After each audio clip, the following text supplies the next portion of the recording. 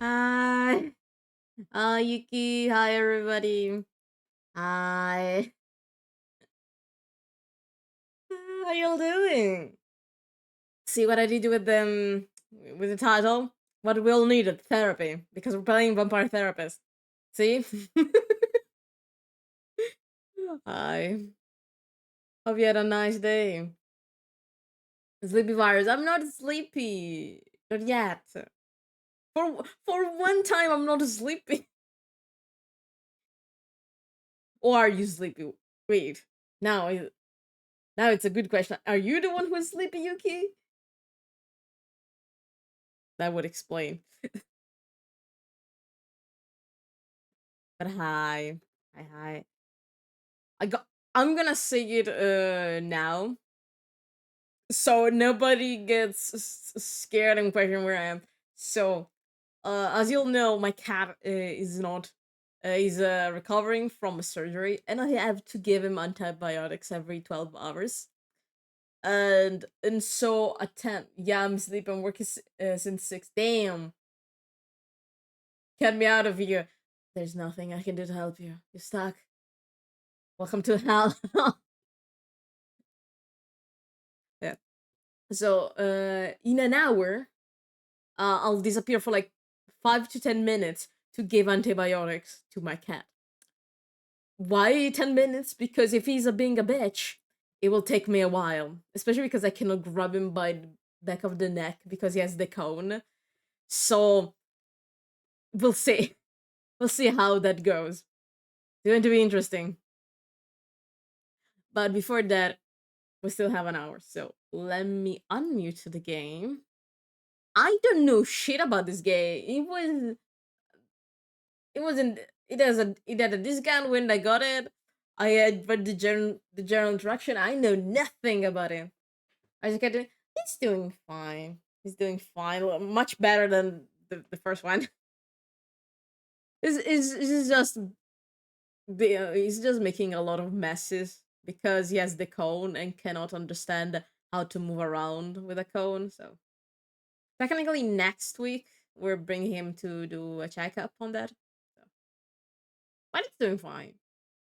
At least that when my I swear to God, my mother yesterday. So like the fucking day after we brought him back to surgery, she looked at his wound and was like, "Should we bring him back to the vet?" And both me and my dad turned around towards her and said, "No, he's doing fine.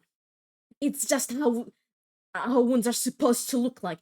Stop fucking send us to the vet." And she was like, "Do you want to go to do my job?" That was like, "No, I don't give a fuck about what you think. We cannot go for every single thing to the vet. You're stressing me out. It's my cat. I had to care for him while he was doing horribly. Stop sending me to the fucking vet." I swear to God, that woman. Drink. The slightest of issues. Let's get to the vet. No. Fucking hell. Okay, let me stop the music so we can start playing. And this thing is here. Everything should be fine. Yeah. There you go. So, new game. Vampire therapy touches on sensitive topics such as war, abuse, addiction, sexual oppression, society ideation, religion, and of course death. This may be uncomfortable or upsetting for some readers. We recommend that readers with a history of trauma related to any of these topics approach this game with caution. Naturally, a game about vampire wells involve blood and sexual themes. It's not just it's not something you take for us. Like if I go my head. So strong language is also present. Vampire therapy was developed in consultation with the Ooh, I'm actually impressed. Someone listened to an expert on this. Vampire therapy was developed in consultation with licensed therapists, but it should not be considered a substitute for therapy unless you're a vampire. I was gonna say I'm not qualified, but it seems like the people who made it listen to somebody who is. Okay, are we getting actual therapy from it? Is anybody here a vampire? Well, we don't know. We'll have discovered. Let's go. We getting therapy out of it. My name is Sam Walls, and I'm a dead man. Oh well. Did it sense? Well, kinda dead at least. Okay. See, I'm a vampire. A vampire with an accent. Now, if you think that means all that Dracula hooey, like hissing, wearing skin-tight leather, and hunting mortals for sport, I wouldn't blame you one bit. What you That's are? exactly the sort of thing I did in my younger years with my former gang. Ah. And let me tell you, a vampire who's good with a gun can be a real terror. I don't know. It'll be everybody with a gun. I got lucky, though.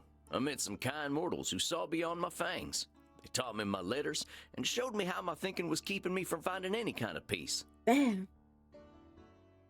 After they passed on, I roamed America's majestic wilderness for nigh on 90 years. Damn. Figuring out myself and what it means to be a vampire. And I found revelation. Oh, am I getting out of this game with an accent? What I realized No. was, it ain't fangs that make us monsters. It's the self-defeating ways we think. Well, what? I mean, yeah. Anywho, as the world started getting smaller, my old vampire gang tracked me down. Them being my kin, I wanted to help them see the world like I did, but they still have the same monster mindset I used to have. Good thing I'm a quick draw. Damn. But I got hooked up with this newfangled internet thing and found a vampire who's helping my kin find their way. Fella named Andromachos, supposed to be 3,000 years old. Damn. He invited me to come out to Europe to learn from him. I figure someone older than time has got to have the answers. I'm going on a trip, I guess. This feels like my opportunity to do some good in the world. I've been lucky, and now it's time to give back. I swear if I'm getting Vampires ain't monsters. an accent out of this. They don't have to be. And come hell or high water, I'm gonna prove it to them. Vampire therapist! Yeah. I swear if I get out of this stream with an accent. Good God. Hello! Leipzig, 2024. Well, I think this is the address. Number 27, Clean Flitter Mouse Streeb? You did a better job than I could. Also, please. Himmernach. I don't know how the fuck it's pronounced. But like, absolutely not vampire. Uh-huh.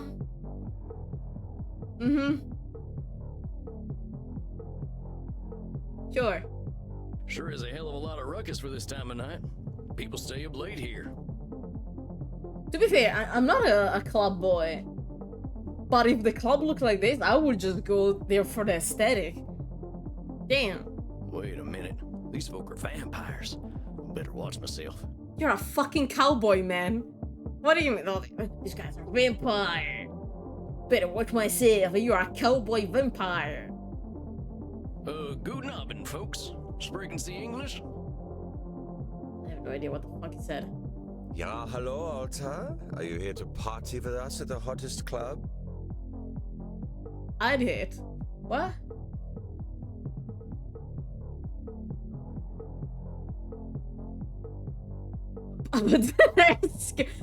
Asking about the Discord wouldn't. Oh, let me save. Okay, return. Tell me you're here to party. Nah, no, we're not here to party. But the dress code. Yeah, I think.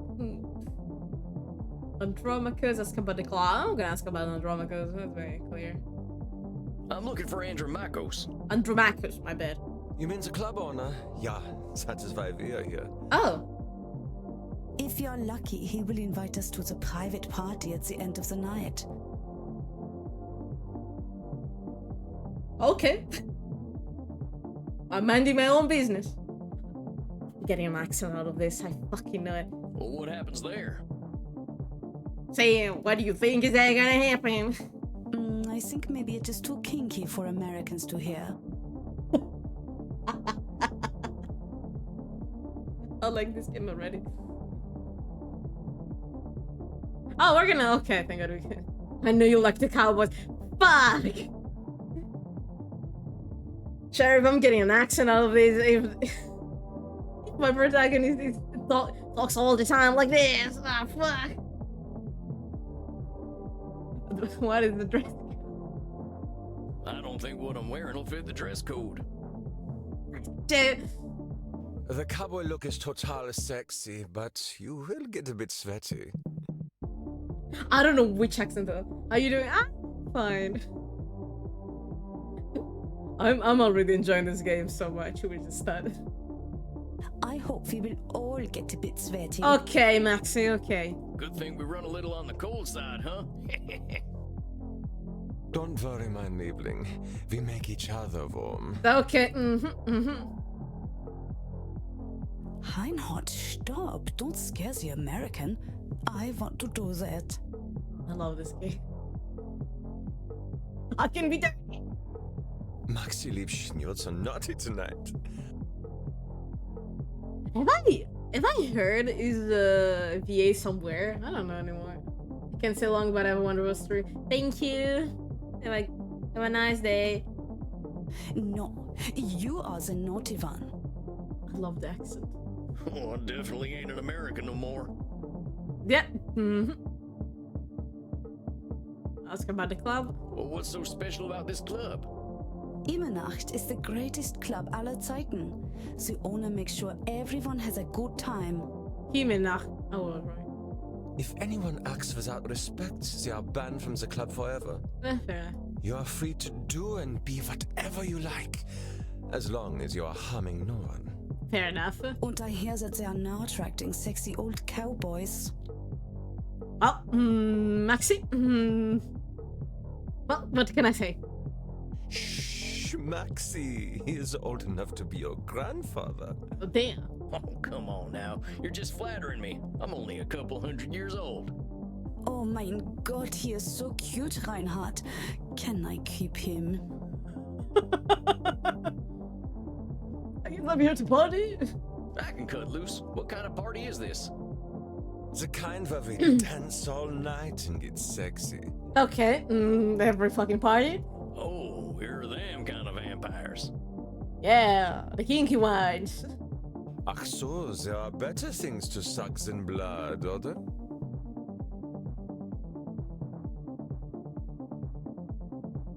Well, well. Although we have to get past the bouncer first. If we do not, I'm thinking our night is ruined. Why are we glowing red? Oh, wait a sec. There's something about what she just said. I can feel it. It reminds me of one of my revelations about the funny patterns in the way we vampires think. Huh? Well, let's see. One type of thinking I noticed I called hot branding. That's when we brand ourselves with names we can't get rid of. The fact doesn't make, like, let's see, one type of thinking I noticed. I call hot branding. That's when we brand ourselves with names you can get rid of. There's high noon mind. That's when we treat a situation like it's a do or die showdown. Okay. High noon mine. Huh. Okay.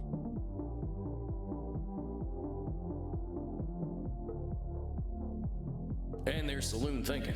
That's when we act either helpless or invincible, like we've just drunk a pint of moonshine. Okay. I can always check my journal if I need examples. I kept all my notes about the funny ways we vampires think in there. Okay. I think I know which one of them funny ways they're thinking in, though. Saloon thinking. I'm thinking they're going with the saloon thinking, like, oh, we can go around the bouncer. Hold on, compadres. You seem like the kind who can make their own fun. I don't want to have my own fun. Immernacht is the only place to be on Friday night.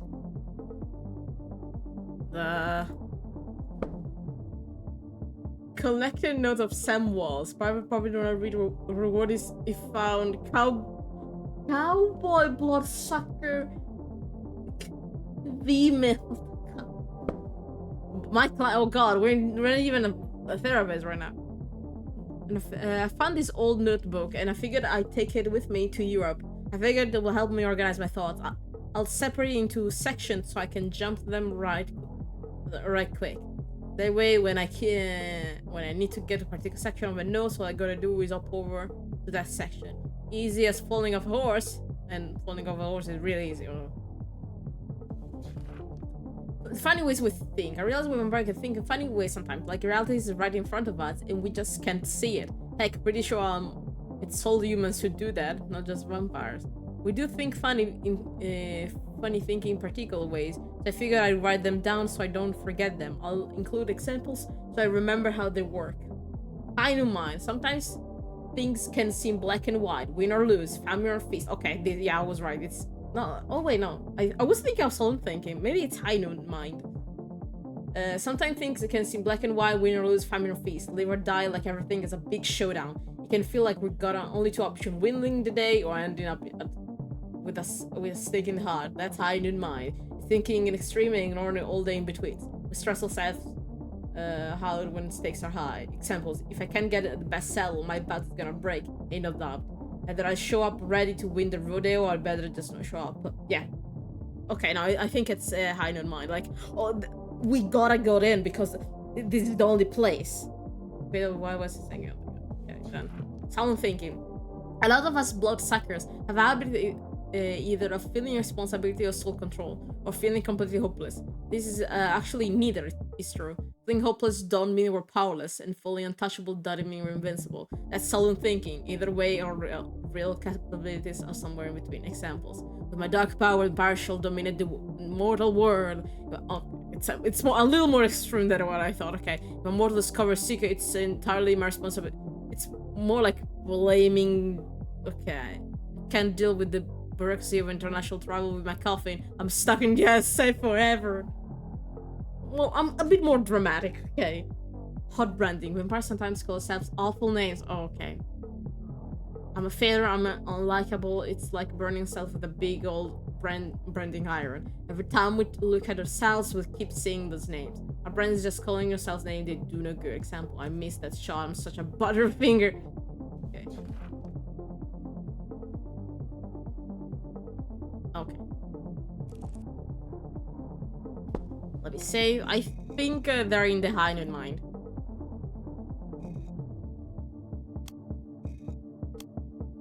Amigos, you're putting too much weight on this thing. It's a nightclub, not a high noon showdown. The night's full of possibilities. Got an achievement! Wait. First blood. Found your first identity distortion. Okay. Reinhardt, I don't know what this means, but I like the way the sexy American talks. Fair enough. You make us think that maybe it is better we haven't gotten into the club, because we are now meeting you. Oh, wow. Hey, if meeting me makes your night better, I'm glad we met. I really gotta find Andromachos, though. You have to get past the bouncer. He decides who gets in and who doesn't. And he hasn't looked our way all night. No. Maybe I'll have a little word with him. Excuse me, Damn! I hear you're the man to talk to around these parts. I gotta say, I really like the art style of the game.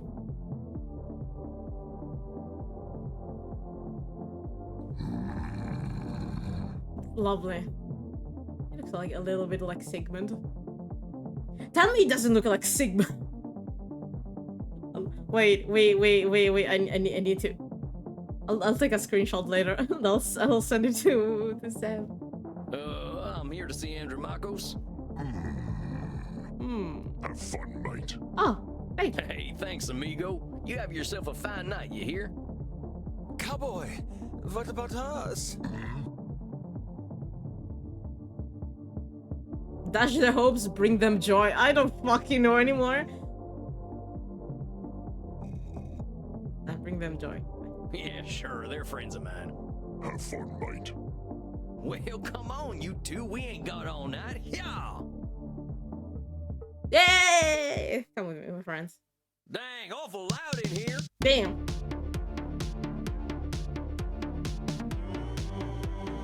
Love the music.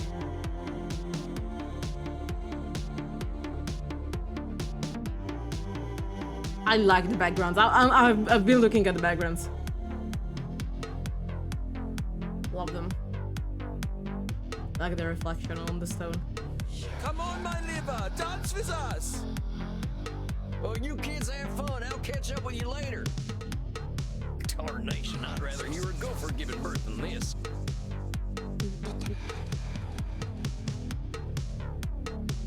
Look how okay, my artistic side is taking over, but like, look how easy they did the effect. Like, it's such few lines. It's so cool. They did such a nice job. Oh. I better talk to whoever's slinging drinks in this here saloon. They ought to know where Andromachos is. I cannot hear my thoughts, guy. But pardon me, ma'am.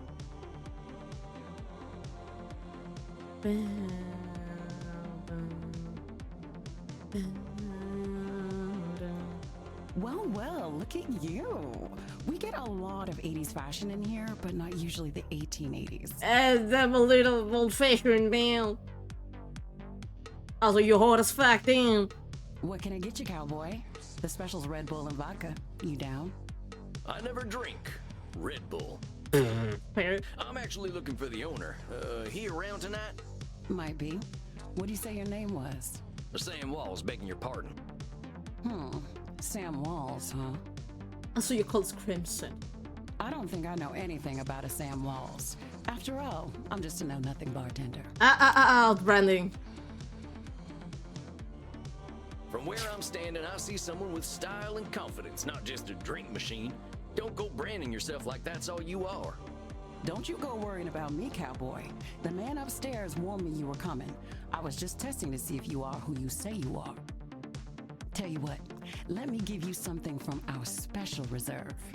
I don't think you're looking for booze. I'm not. Well, thank you kindly, ma'am. I was wondering where the blood was. I met some vampires outside, so I figured this was a vampire club. You met some goths, honey. They're here to dance and have fun.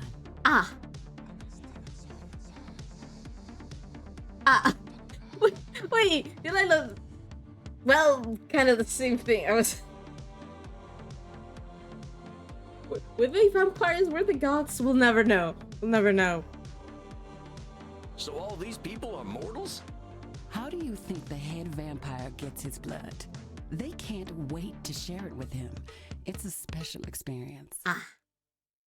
That's why she said that we could be her grandpa. Okay, my bad. I thought, okay. He's the only real vampire here. Well, him and Bert. Bert? You met him already. Bert, shuffle on over here. The bouncer. I imagine. This one's here to see the big guy. Show him upstairs, okay? Have fun, mate. Thank you. Good luck up there, cowboy. Hope you find what you're looking for.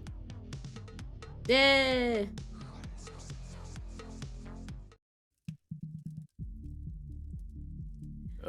Howdy.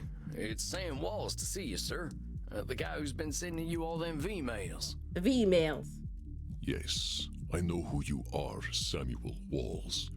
You have come here because you believe you can help our kin. Gotta say, there are images on the store of this room and the two of them. I thought our protagonist was the one on the right. My bad, it's the one on the left. Also, Andromachus. Damn, you fine as fuck. The question is, are you first able to help yourself? Oh god, do I have to reflect on myself? I don't know.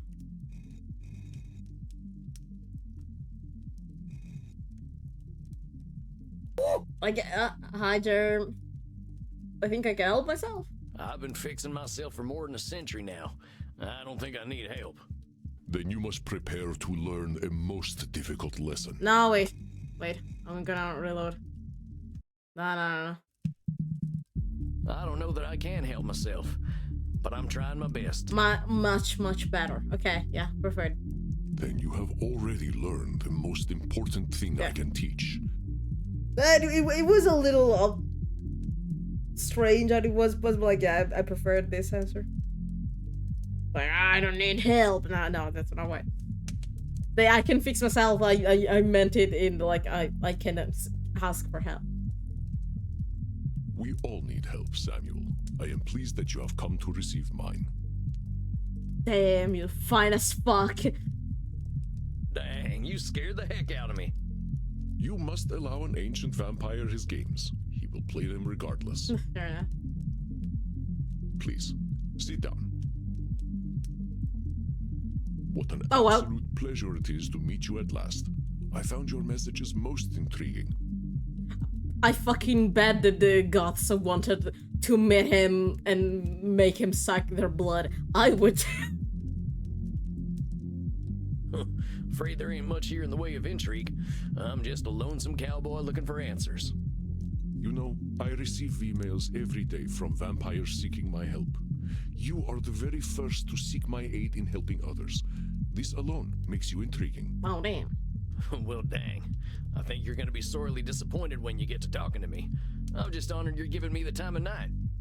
I have unlimited time, Samuel. No, fair enough. I am pleased to share some of it with you. Our kind can be rather set in their ways. It is inspiring to see someone so young and eager to learn. Of course I'm young for you. You're fucking 3,000 years old. Damn. Yeah, well, I wasn't much for learning when I was alive. Just making up for lost time, I guess. It sounds as though you have been handling your own life better than most. I was particularly intrigued by these revelations you had while walking in nature. Oh, yeah, them. Well, I give walking the credit. Nothing sorts my thoughts out better. After a few decades, I started seeing patterns in the way we vampires think. Yeah. Can you explain some of these patterns? Yeah, the high noon man, the silent thinker, hard brainer, old cowboy. I've tried to explain them to other vampires, but it ain't never gone well. I can try, though. See, we tend to assume certain things just because we've been believing them since we were alive. Or we decide the world's against us just because we're hungry or tired or something. Mm-hmm.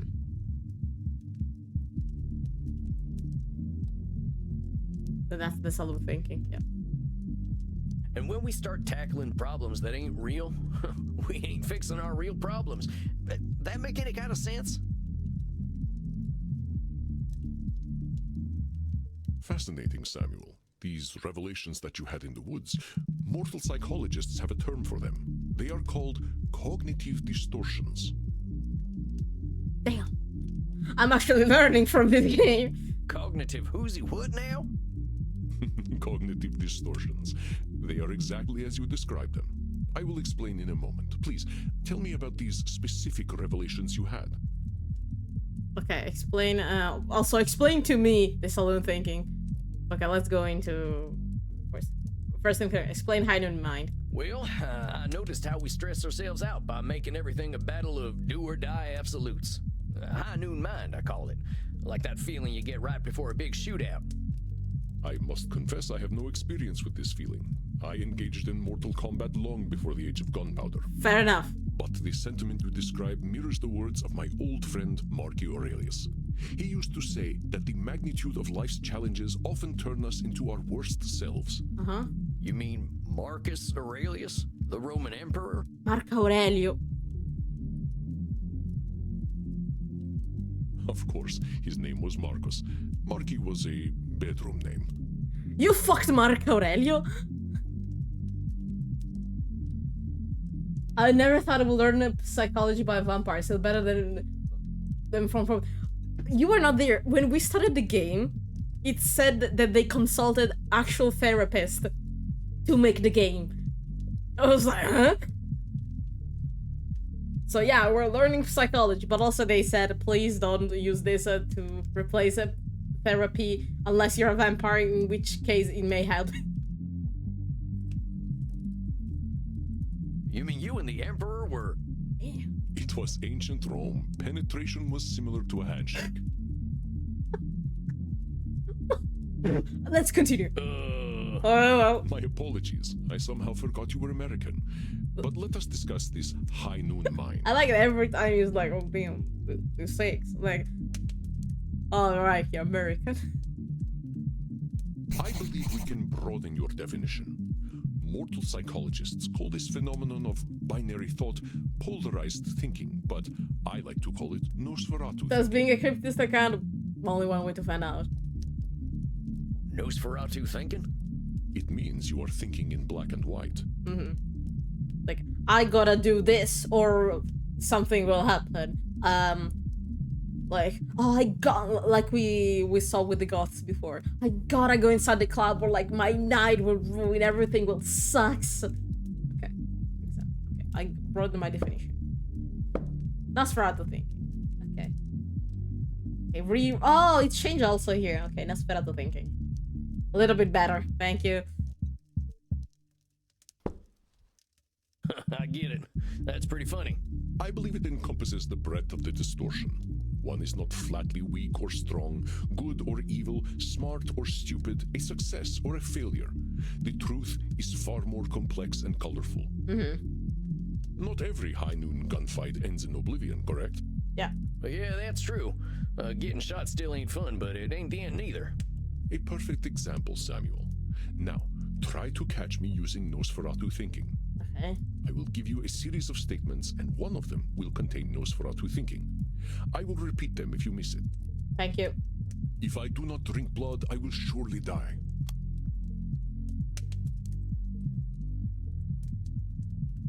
Okay, let's listen to them before.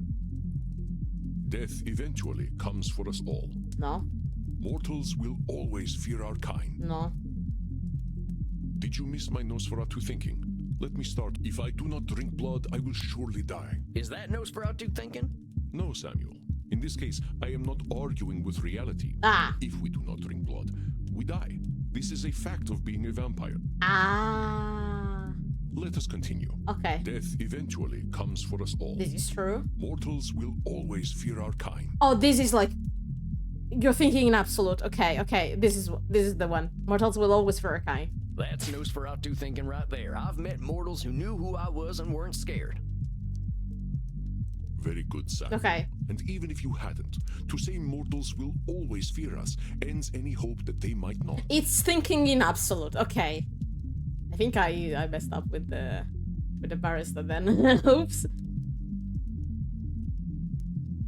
Always is such a terminal word, is it not? Yeah. Would you like to discuss more of your revelations with me? Yes. Okay. Okay. We got it. On this tutorial. Okay. Please explain to me sound thinking, because what the fuck? I realize that as vampires, we can get the feeling of the power that comes with immortality and strength, but then we get hopeless and aimless over time. Depression. Oh, wait, what? It's kind of like the fella you see in the saloon at the bottom of a bottle of whiskey. Either he thinks he can fight everyone, or he's crying into them last drops because he thinks life's hopeless. It's saloon thinking. Two extremes that probably ain't true. There are a lot of extremes here. A fascinating observation, Samuel. Your saloon thinking was described in my time as the battle between hubris and nemesis, the twin excesses of arrogance and self-pity. Okay. Oh man, it make me wish I'd gotten some schooling. Maybe I would have figured this stuff out earlier. You live forever, my friend. There is no rush. You can go to school. What you have identified is a phenomenon where individuals perceive either an illusion of control or a lack of control. Okay. Mortal psychologists call this phenomenon you have described a control fallacy. Okay. Let me see. Control fallacy. Rarely do we have complete power over our situations or no power at all. But we create this illusion that stops us from attempting to change our perceived situations. Yeah, you're right about that. I used to think I'd never get away from my gang. And maybe that's what made me stick with them for so long. Mm-hmm. Yes, you see how cognitive distortions keep us from facing reality, whatever that reality may be. I'm learning. Of course, I am so old and powerful that I am always in control.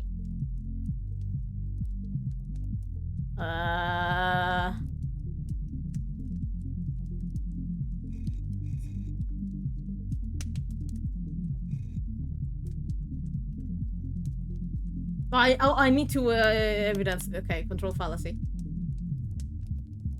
You're testing me, ain't you? That's a control fallacy right there. Okay. Well done, Samuel. I am indeed very powerful, but the cosmos holds no awareness of Andromachos. Of course, as you expertly pointed out with your analogy about the man at the bottom of a whiskey bottle, a control fallacy can be positive or negative. Okay. Listen to my next few statements and try to find a control fallacy. Simply let me continue if you do not detect one. Okay. The sun will eventually burn out.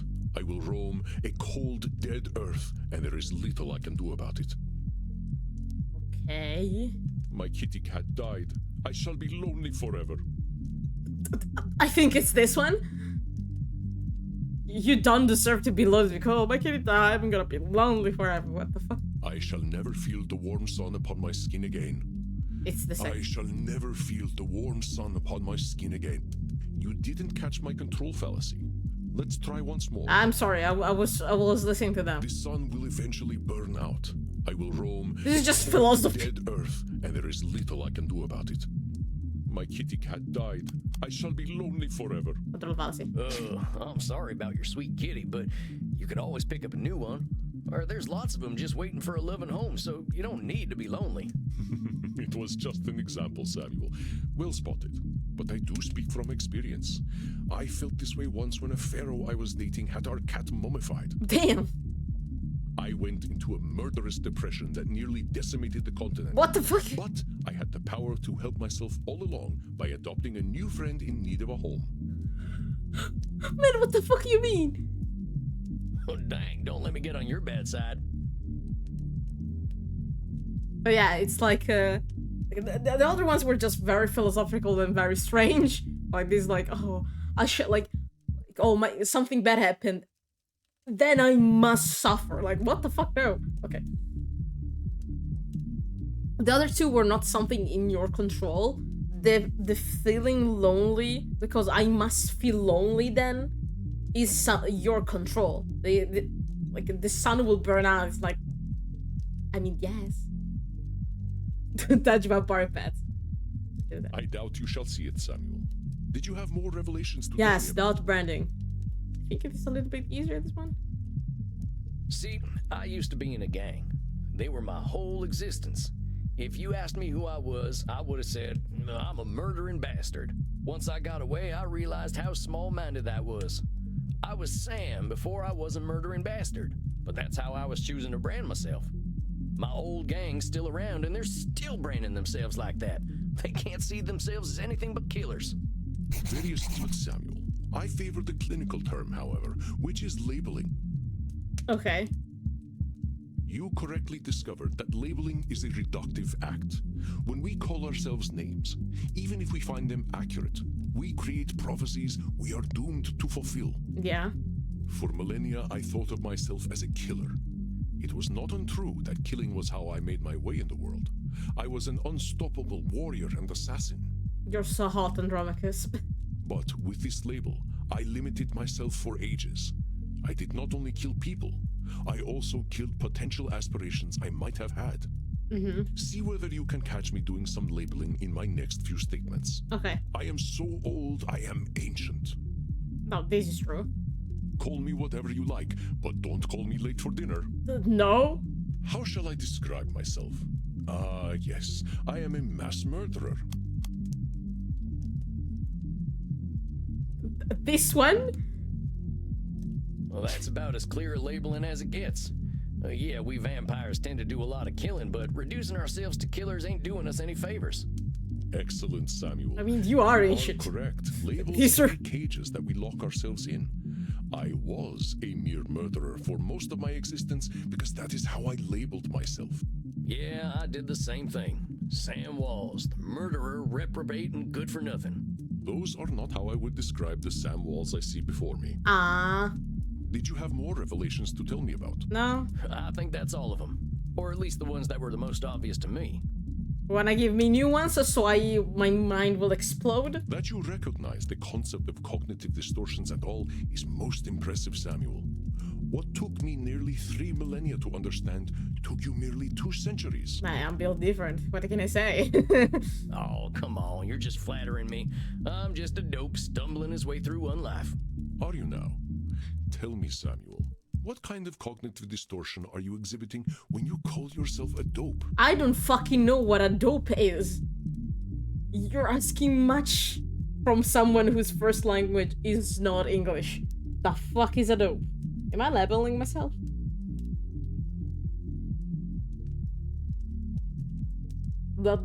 se cerco dopo mi dice che sono un drogato. Va bene, cosa? Yeah, I'm doing some labeling. I gotta watch myself, huh? Ah, I got 5 distortion correct in a row. Yeah.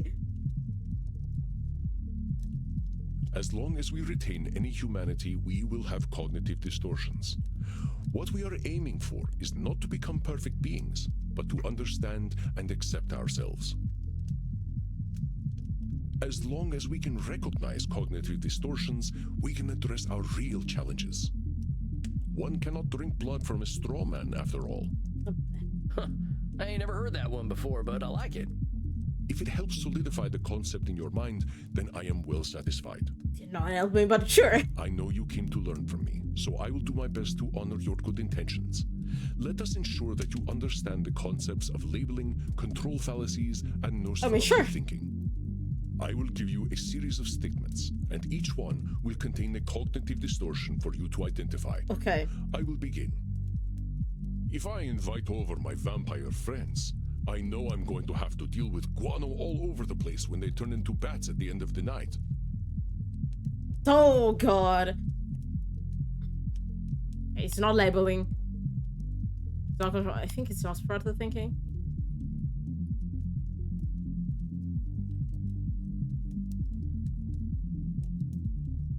Oh man, this is more difficult than what I thought. Okay.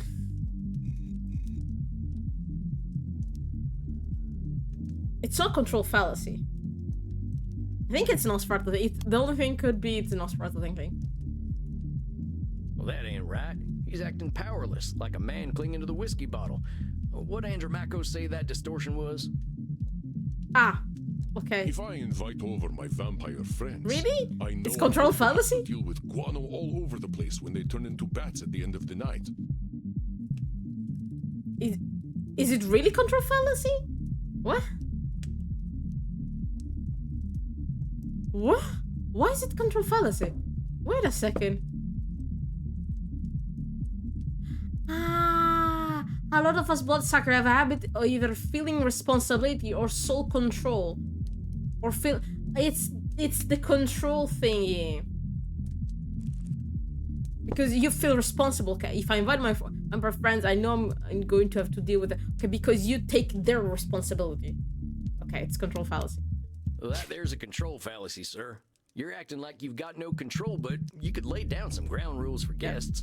Or some newspaper. Like, okay. Okay, I got it. Thank you, Sam. Or express concern to my friends that they have not been toilet trained. Very good, Samuel. Let me try another. I am Andromachus, the ancient darkness, the scourge of the Mediterranean, the mortal's bane. The fuck? A silly, stupid, and foolish person. Ah, okay.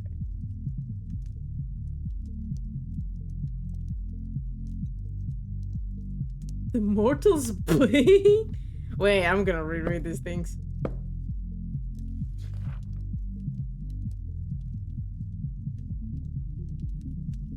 I think it's labeling. Is it though?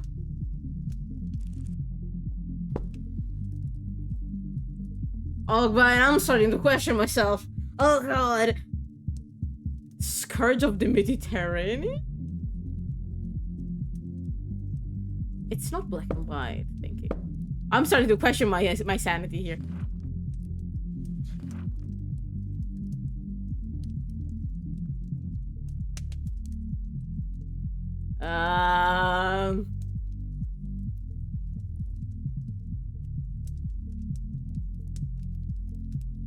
I think it may be labeling. Well, that's definitely some intense labeling. Those are some hard names to get over. Okay. I was starting to question myself when it was clearly labeling. You are not wrong. Those names followed me for millennia. It was most stifling. Let me try another then. If my club's revenues do not significantly increase, I will end up living on the street. That sounds right, thinking.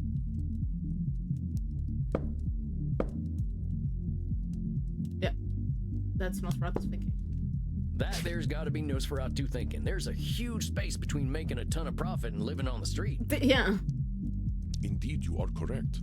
I run my club at a considerable loss, But 3,000 years of banking interest means that money is not really an object to me anyway. Fair enough. Samuel, now I am not only intrigued by you, Yeah, but Dr. also Bill. impressed. I would very much like to teach you my ways, but I must demand something of you first. Tell me, what do you want? Anything. I'm here to learn. You're not gonna dress as a cowboy anymore. You must receive therapy yourself. Ah, okay. I will not have you seeing clients without a commitment to your own mental health. You're so good! Let's not bring somebody who did not go through therapies to do therapy to others. Man, Andromachus, you're so cool. Scourge of the Mediterranean, so cool. I agree. What the fuck? That was so fucking cool as the name, though. Oh, now, hold on just a minute. I don't know that I need therapy. I'm feeling pretty good about myself these days. You tell yourself that until you got fucking kicked in the stomach by life. Samuel, we all need therapy to live in this world. You have been speaking in cognitive distortions since the moment you walked into my office. Oh, damn.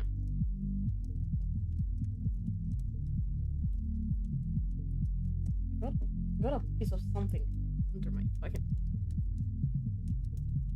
Man, you for sure said a lot of labeling, my man. I have. I didn't even notice.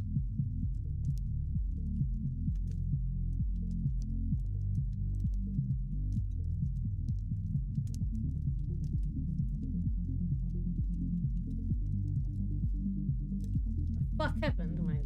They are most insidious, but I am here to help you identify and challenge them. Guess we're getting therapy. You have walked alone for too long, Samuel. Allow me to share my experience with you.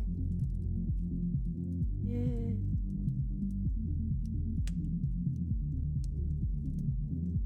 No, it's okay. Well, all right, if you say so. I appreciate your taking the time to work on this, old cowpoke. We have all the time in the world, Samuel. But for now, you must be eager for something fresh. Please, dance, drink your fill. We will begin tomorrow. Yeah. Okay, then. Well, sir, it's been an honor. You don't have to call me sir, you know. Ayo. This game is fire. I love this game already. All right, then, Andromachos. Andromachos. Andromachus. Hey, Andromachus. Indra. Just call me Andy. Okay, much better, Andy. All right, Andy. I'll see you tomorrow then. Oh man, you're asking a lot from a cowboy American.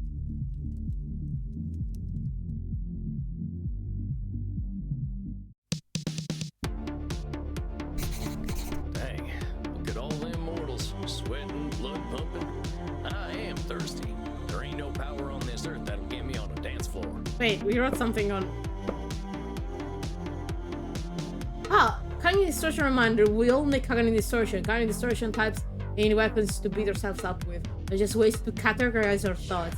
We can exhibit more than one distortion at the same time.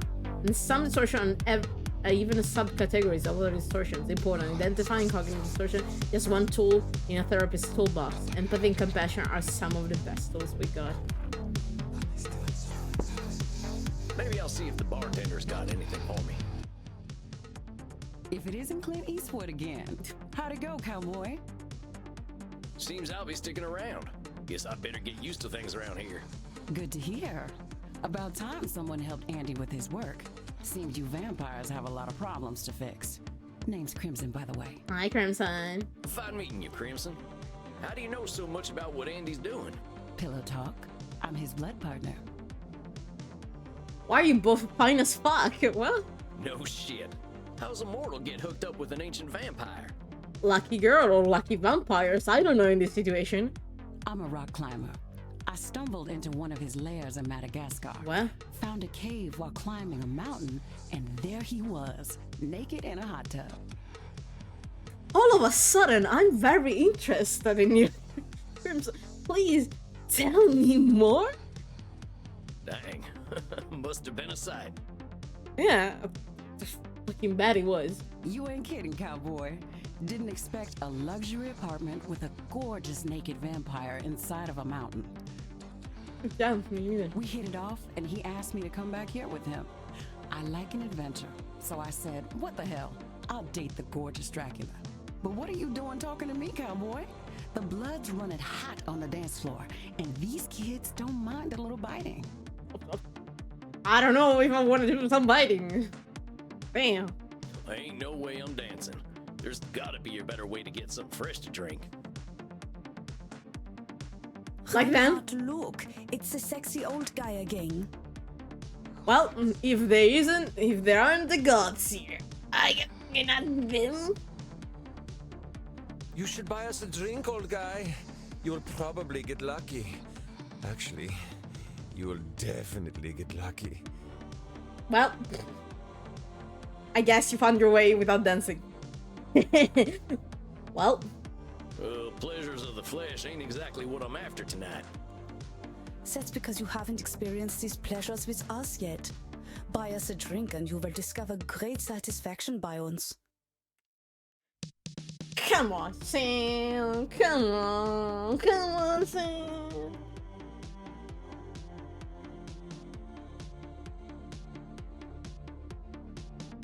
What the fuck are the answers? What the fuck are the answers? They're not your time. No. They can support themselves. What the fuck does that mean? How cool is bad for that? You don't have the money. I don't have the money. Man, I don't have the money. I ain't buying you a drink. All I got are good old-fashioned dollars. Yes, I have dollars. It's a mess. I like American money. All we have on our money are buildings. You have us the sexy old men. Why are they so good at flirting? All right, I'll buy it. Which of them old men are sexy? I like Hamilton. His posture is just so powerful. You know what? Fair enough. As someone who was in the Hamilton fandom, yeah, fair enough. Nothing to say.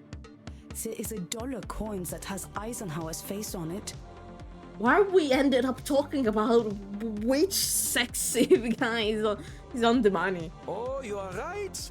Eisenhower is, how do you Americans say, a snack?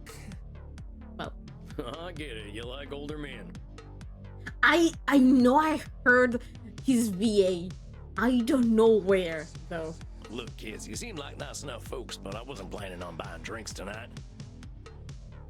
Stop teasing the cowboy, Kinder. They're just messing with you. Drinks are free here. Dang, really? Ain't never been to a saloon with free hooch. Call it a drink exchange. Huh. So, everyone here knows they might be sharing blood? Only as long as there's consent. We like to create a safe environment here. Why don't you take Reinhard and Maxie here back to the kink room? The what? You know what? I guess it's blood play. I don't fucking know. Wait, kink room? Damn, Sam, you're fishing. Mm-hmm. You're not in Kansas anymore, cowboy. We are not afraid of sex here. Damn. I'm from Missouri, but point taken. Nobody has to do anything they don't want to do in there. Just have fun and drink your fill, handsome. I'm sure I'll be seeing plenty of you. Bam. Maxie, Reinhard, this is one of our special customers. Ach so, ein Vampir. I'm thinking we are all getting lucky then. They didn't thought it was a real vampire. Okay. Well, guys, it's 10, so I'm gonna leave you with this beautiful screen while I go give the medicine to my cat. Be right back. Up, Gwen. Devo andare a dare l'antibiotico a tuo fratello. Why do I have this expression?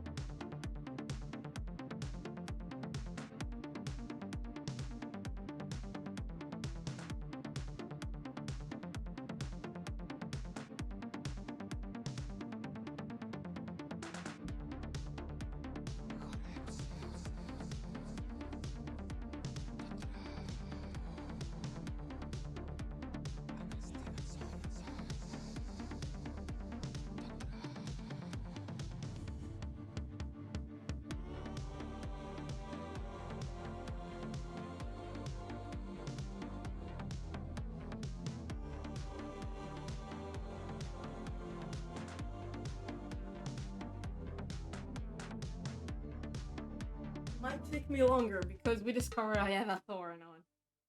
Wait. I actually have a thorn on my finger, that's why.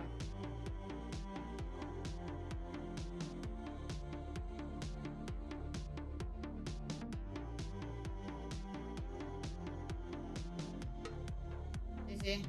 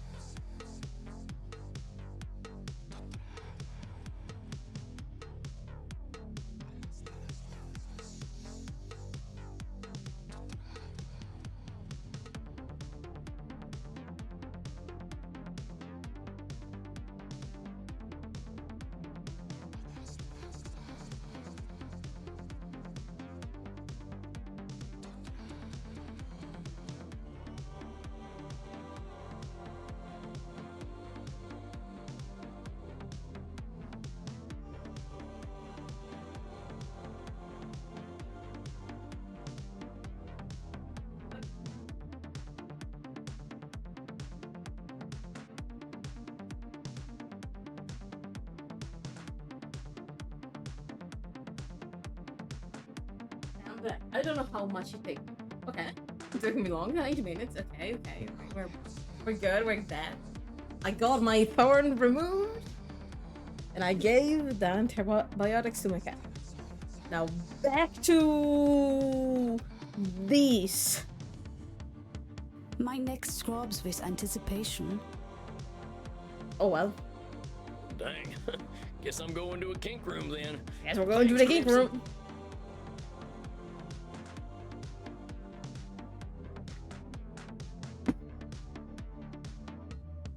I knew a man who wore this much leather couldn't be boring. I love you, Reinhard. Also, I love the kinky room. What the fuck is this place? Hello?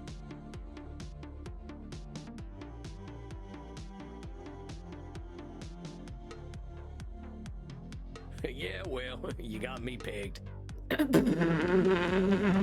This phrase will be used against you.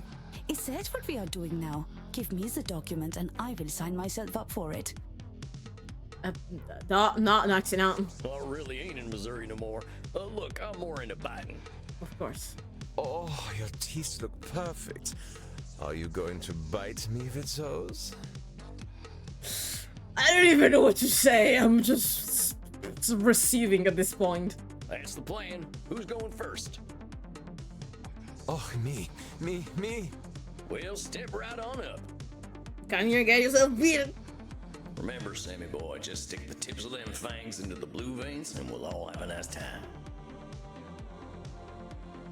I cannot do this. Okay. Oh man, what the fuck? The point of... Huh? My blue veins. How the fuck am I... Oh, Okay. das hat sich gut angefühlt. Okay, oh god, I didn't expect the minigame. Oh, that's a good thing. Is it my turn yet? Oh god, I have to do her too. Sure thing. Come on over. Okay. Oh, Reinhard. The hot old vampire wore me out. Drink flesh blood for the first time, okay. Me too, Maxi. I feel as though I have set up a mail server. Is that me? Reinhard, mein Sucke Fledermaus. Ich bin so müde, sexy zu sein. I have no idea what she said, but sure. I will get us a taxi cab, Liebchen. Und du, cowboy? Next time we will talk about that thing you mentioned earlier. Pegging? Oh, yeah, sure thing, fella. Maybe I can tell you some Eisenhower stories. Now that I've had something to drink, I should probably get to my coffin. You have a coffin? Samuel, wait a moment. I see you got your fill. Are you heading out? Wanna go to sleep? Yeah, I figure I could use some shut-eye. I locked up my coffin over at the storage center. Storage center? Please, you can use my guest coffin. I insist. You must Guest be well coffin? rested for the challenges ahead. Guys, coffin, how the fuck does it work? Guess I got a big night tomorrow, huh? I should get a good day's sleep. Wonderful. Please, follow me. Well, dang. This is Damn. mighty plush. Guess it's one of them smart coffins. All of a sudden, I went to sleep here. You ain't got a TV. Let's see what's on TV. Hey, I remember this movie. We were so proud to finally get some representation. Not sure I should stay up watching movies, though. Well, ain't much else to do in here. I think it's about time I hit the hay. Hope I'm cut out for all this. Yeah. Samuel, good evening. I hope you slept well. Let me see. What did I write? Oh, it's my okay. Oh, it's my journal. Okay. My journal. Just writing some rambling on this big trip, not my official notes.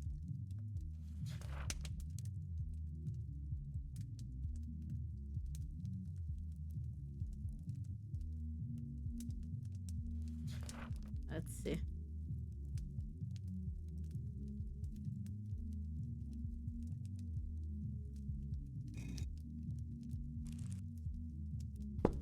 Like the dead, as they say. I was hoping to save you some breakfast, but I've already sent them on their way. Oh well. Oh, that's all right. I'm still pretty full from last night. Got a double. Them goth types were practically throwing themselves at me. Oh. I am not surprised. Perhaps I should be concerned that some of my guests will follow you home. Yeah, do I have to be concerned? Well, gosh, if I still had mortal circulation, I'd be blushing. Why are you so embarrassed, Samuel? He's American. Ah, hell. Guess we should just save it for therapy, huh? We gonna get started now? If you like. I guess I was kind of right that he was the one getting therapy. At least in this situation. Why not? I'm eager to get going. Let loose, Doc. Very well. Let's start with the first question any therapist asks then. What brought you to me? Why is becoming a therapist so important to you? Sorry. Well, gosh, I remember what it was like. Being all angry, hungry, and scared all the time. It ain't no way to live. When I see vampires acting the way I used to, I just need to show them there's more to unlife. And why is that up to you? Oh, damn. Am I having a control fallacy here? Oh, God. You, of all people, know how lost our kind can be. Preying on the weak, dating mortal high schoolers. I see what you did there. I see. Yeah. I like the nod. I've got to make them see their potential. That's what I'm here for. I know it. That is a lot of responsibility to place on yourself. Yeah, it's a control fallacy, my man. Why is it's up to you? You got a funny look in your eye. Am I doing one of them distortion things? Yeah, control fallacy. You are most perceptive. Yes. Perhaps you can tell me what it is. I noticed it. It's a control fallacy. When you say you are here to make vampires see the world differently, in what way are you distorting reality? Control fallacy. Well, I guess that's a control fallacy, right? I can't assume I'll be able to help other vampires the way I was helped. Very good, Samuel. Control fallacies are hard to avoid when one feels strongly about something. Yeah. Your fate is not to transform every vampire you ever meet, even those who are your clients. You will do what you can do, and that is enough. Yep. You can help them. You don't like you. At least they're getting an initial help. That's enough. But I am eager to learn how you develop this desire to help our kin find a different way of thinking. Well, like I told you when I first V-mailed you, I was a real nasty son of a bitch when I first became a vampire. Are we doing some leveling now? Are we? Oh, wait.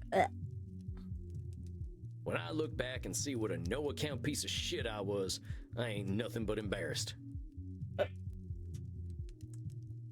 Man, you're doing some heavy leveling there. It all seems pretty stupid to me now. Here we are living forever and all we can do is kill? That's the dumbest thing I ever did here. I am going to stop you for a moment. Stupid, no-account piece of shit, nasty son of a bitch, dumbest thing. Do you hear the way you are talking about yourself? Yeah, you're doing With leveling. respect, sir, I earned all them names. I killed women and children. Half the ghost towns out west are my doing. I didn't think of nobody but myself. Yeah, this is why you need therapy. See? I think one of the hardest things usually is leveling. Because you actually think that you are those names. Yeah. Pretend you are my therapist. If I sat here and called myself a no-account piece of shit, what would you tell me? I'm doing leveling. I'd say you were doing some labeling. And I guess I'd tell you to look at yourself a little more kindly. Extend the same compassion to yourself then, Samuel. Yep. How are you to move on from being a nasty son of a bitch if you are labeling yourself? If you wish to be a guide to other vampires, you must start with compassion for them and for yourself. Yeah. So, now that you've gotten all that horrible name-calling out of the way, please tell me, how did you find your sense of purpose? Well, I was on the run, you see. The Wild West was ending and the Pinkertons were starting to get the better of my gang. I went into hiding and found a strange group of folks out in the country. They knew I was an outlaw right away, but they didn't judge me for it. They didn't even care that I was a vampire. They welcomed me like a friend, even shared their blood with me. They taught me how to appreciate the beauty of the night, and I started seeing things I'd never noticed before. Aw. They taught me my letters, philosophy, and how to question things instead of being scared of them. Aw. I think about them every day of my own life. They somehow freed themselves of all the judgments of the time and were better off for it. These must have been the 19th century American transcendentalists, yes? I guess. Yes, sir. I'm glad I died when I did, because their like just don't exist no more. Once my community died out, I started walking. That was something else they taught me how to do. There ain't nothing like having a walk and a think. I walked in nature for about 90 years. Damn. And just took in all the grace and beauty of my country. I guess I was kind of selfish, though. I should have been helping other vampires the way the Transcendentalists helped me. Why? Why waste 90 years walking when I should have been helping others? Seems pretty obvious to me. I could have done a lot of good in that time. But your should turns that which you could find fulfilling into a duty. You create an extrinsic motivator. Should statements are another cognitive distortion, What? something created by your own mind. Nature asks almost nothing of you. Oh god, we got a new one. Should statements. The fuck? This is a new one. Should statements. Sometimes we judge others and ourselves with arbitrary rules on how things should be, and then we're getting hopping mad when our expectation ain't met. Should statement can put a lot of pressure on us, but there ain't too many universal rules. Heck, we should probably be dead because our heart ain't beating, but it seems that it ain't true. For example, I'm a vampire. I should live in a castle. When you're in a gang, the gang needs to be your family and no one else. A cowboy must never show fear. Yeah. Look, oh god, it's going to be a lot of complex. There's space for one more. Oh god, I'm scared. Okay. Even if your should comes from a place of good, it creates undue pressure. And what do we do once we are pressured? We resent the shoulds. We procrastinate. And as you know, a lot of time to procrastinate. Yeah, all of a sudden, okay, they may have said this is not a place for therapy. I'm thinking a little bit about myself right now. Oh god.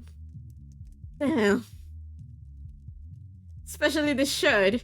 You got that right. Why do today what you could do next century? Yeah, this is about me and my fucking driving license. Oh god. Everybody keeps telling me I should get my driving license, and I keep saying that, you know what, I'll get it maybe one day. I don't know. Exactly. Should statements remove the intrinsic joy from that which you find fulfilling? Man. Hold on, though. Ain't there some things we really should do? Of course, there are things we must do, but nature herself tells us what they are. We invent the rest. Here, let me give you an exercise. Oh god, another exercise. Listen closely. See whether you can find the should statement that is a distortion. Uh-huh. I should go to the vampire dentist. You know what they say. If you have bad fangs, you get bad blood. Wow, this is a way of saying. I should drink blood today. No, this is something that your body requires. I should take my blood partner Crimson out on a date. I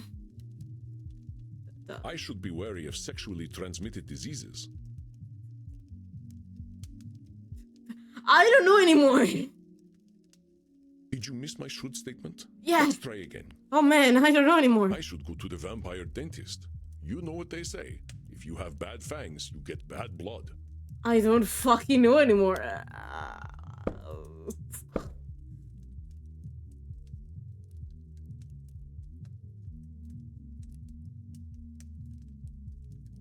I don't know. I don't know. I don't know. I don't know. I don't know. I don't know. I don't know. I don't know. I don't know. Man, I don't fucking know. Maybe it's this one? No, but this is like you're going to the dentist. It's not a problem. I should drink blood today. This is you having a physical I need. should take my blood partner Crimson out on a date. This one? No. I should be wary of sexually transmitted diseases. This one? Well, a sexually transmitted disease would be pretty bad. We are dead, Samuel. We don't get sexually transmitted diseases. Even the crabs have nothing to eat. Oh. Ugh.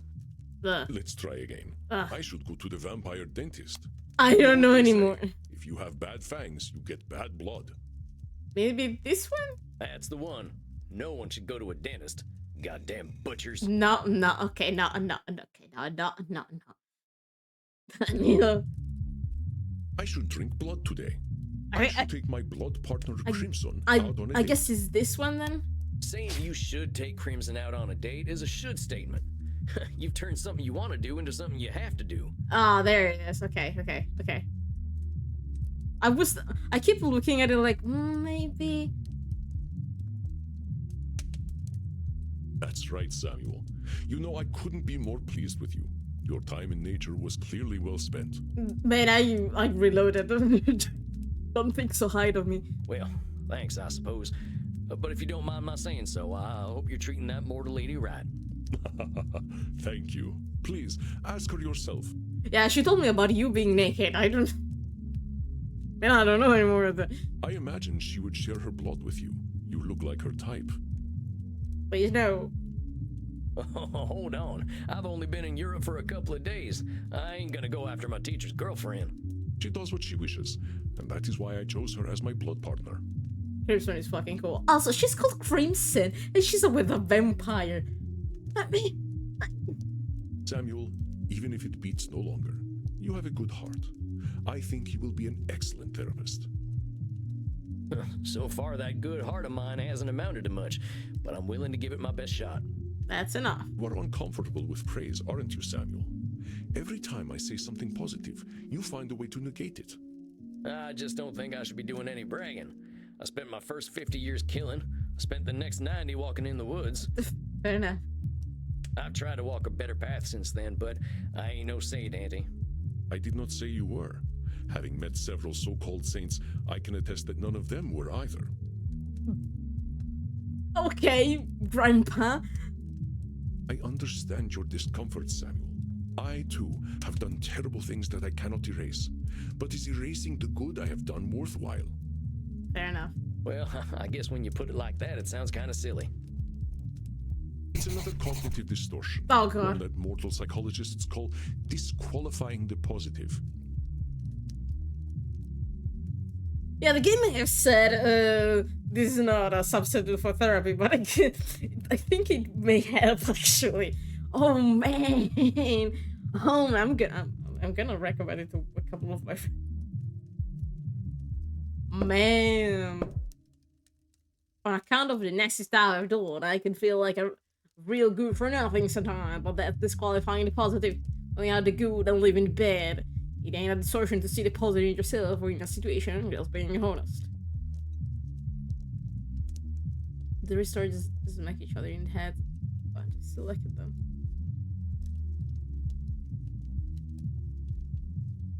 Yeah, I guess I can turn into a bat, but any vampire worth their fangs can do that. Wait, what?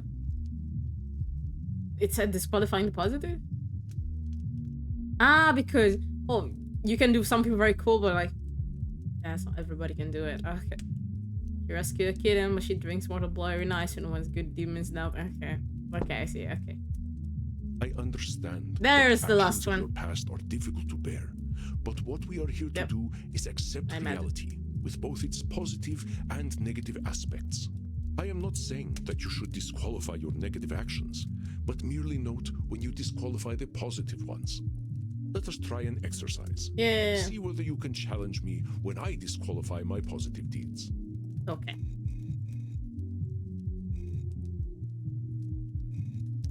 I am Andromachos, one of the most powerful vampires alive. No. Before I became the vampire I am now, I did exceptionally terrible things. No. I have defiled the innocent. I have killed countless people. The good I now do pales in comparison to the evil I have done. There it is.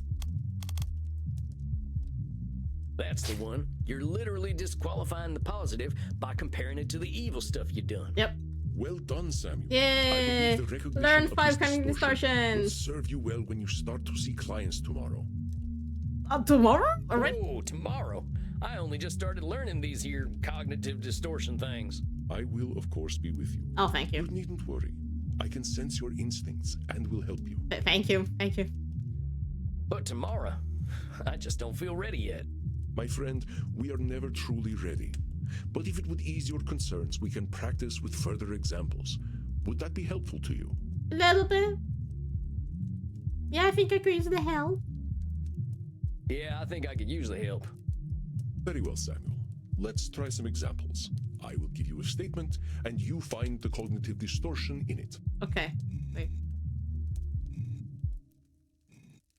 I am far sexier than movie vampires. Therefore, I should be a movie star. Is it a should? Or is it a control fallacy? Oh god, I don't know.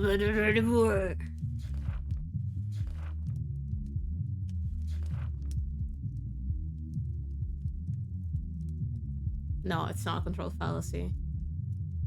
I think it's a should. Oh yeah, that's an easy one. That's a should statement right there. But you're not insecure enough to be an actor anyway. Excellent, Samuel. Would you like another exercise? Please. If I cannot consume high-quality blood, I might as well drink blood from Florida. The fuck does that mean?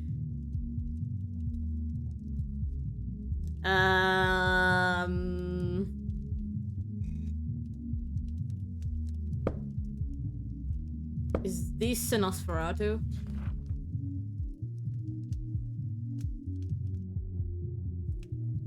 I think it's a Nosferatu thinking.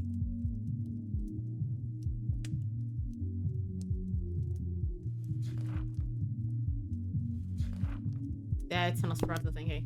That's Nosferatu thinking, ain't it?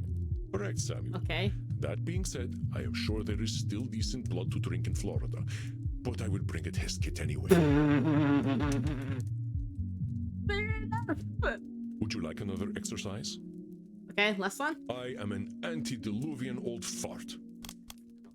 Well, that sounds like labeling to me. You ain't just an old fart. Are you actually older than the flood, though? Do I look that old? Oh, damn. Oh, not at all. I was just... I am joking, Samuel. Don't worry. The myth of the flood was at least 1,000 years before I was born. The myth of the flood? Would you like another exercise? I'm ready. I think I'm good. I think I'm good. Thank you. All right, Samuel. You must be hungry now. I suggest you get the liter inside you. We have a big night tomorrow. Yay! How much is a liter? It's American. Let me drink. It's American. Man! Just get enough to drink, Samuel. We will not be able to work if you are hungry or tired. Now, please excuse me. I do have a date with Crimson tonight. I suspect I shall not return until nearly morning. Oh, yeah, of course. I hope you have a nice night out, Mr. Andy. You as well, Samuel. Rest in peace. Damn.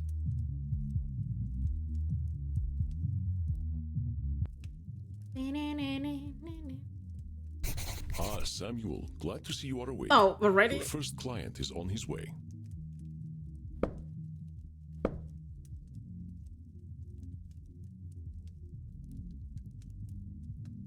Waiting for a nice walk exploring Leipzig. There's a music school here, and the kids are always performing stuff. I try asking for Rose Suzanne. Kids today don't appreciate good music. Dang kids with their CD-ROM music. The Black Cylinder was fine. Okay. What, already? Look, Mr. Andy, sir, are you sure I'm ready for this? These are people's brains I'm messing with. He's literally going to be here with you. Don't worry. Fear not, my friend. You are a powerful vampire in your own right. To be so young and have so much empathy is quite a gift. All you need to do is listen, and I know the truth will reveal itself to you. Shucks, wish I had your confidence. Well, to a limited extent, I can see the future. What? If you are about to misinterpret a client's distortions, I will set you back on the right path. You can do what? Fair enough. Game mechanic. You can see the future. It's not that impressive, really. You start to see the patterns after 1,000 years or so. You're disqualifying the positive, motherfucker. You're disqualifying your positive. Well, dang. If seeing the future ain't impressive, that's gotta be a distortion. Disqualifying the positive, it's gotta be. You barely require my aid as it is. Who the fuck did you take me for? Someone very bad. If you need guidance, I will provide it to you telepathically. Pure, la telepatia, va bene, bro. Don't think about it too much. When you are 3,000, such things will cease to impress you. Okay, if you say so. Let us look at your first client's case file. Okay. Dr. Drain, huh? You ain't got no first name? Ok, Dr. Drain, età 430, gender male, origin English. Dr. Drain is a class of 1614 graduate of the Royal College of Physicians. He has been studying the nature of blood for the last several centuries. Became a vampire after a post-mortem blood transfusion experiment. Now runs a global pharmaceutical research company. Is now concerned that he has developed an addiction to a drug of his own formulation. Suggestion detect a strong irritability on the phone. Investigate Drain's drinking and sleeping habits. Okay. Many vampires go by one name. Families and titles seem to become more abstract after a certain age. Oh. Huh. So is it funny that he kept the title? Indeed. You catch on quickly, despite your habit of disqualifying the positive. Oh, there it is. First one. I will let you work now. I shall be meditating in my coffin, but I will sense when you need my help. Oh, thank you. But Samuel, I know you can handle this. Be yourself, and all will be well. How do you react when your therapist is a cowboy? I don't even know anymore. Ciao. Satan bless it all, I hate flying! Ah, eri tu, Drain. Porca troia, pensavo fosse... Bro, ok. My bad. Hi, Drain. Oh, hey there. God's blood, what on earth are you? The therapist. Hi. My name's Sam. I'm the new therapist. Make yourself comfortable, Dr. Drain. And American as well. Good God. It's not enough for you lot to take over the world of the living. Even the halls of the dead aren't safe from you. Okay, buddy. Oh well. I suppose your lot are all into this touchy-feely stuff, aren't you? I'm so what to punch you, Drain, but okay. And ignorance, even American ignorance, is bliss, I suppose. Oh, sweet ignorance, how I do wish I knew thee. You want to start this therapy session, or you want to call me names a little bit more? I don't know. Damn it, how am I gonna work with this fella? I gotta ask Annie. Are you all right, Samuel? Oh, but he's just a fucking... Okay. You gave me this fella as my first client? Why not? He is clearly hiding very little about his state of mind. I mean, yeah, fair enough. How am I supposed to help him when he already sees me as the bad guy? Use your instincts, Samuel. Think about how you have felt in your darkest hours. What does this poor vampire want? A let out. The only thing I can think of, he's calling me names to have a let out. So he's not thinking that of himself. He wants to complain, yeah.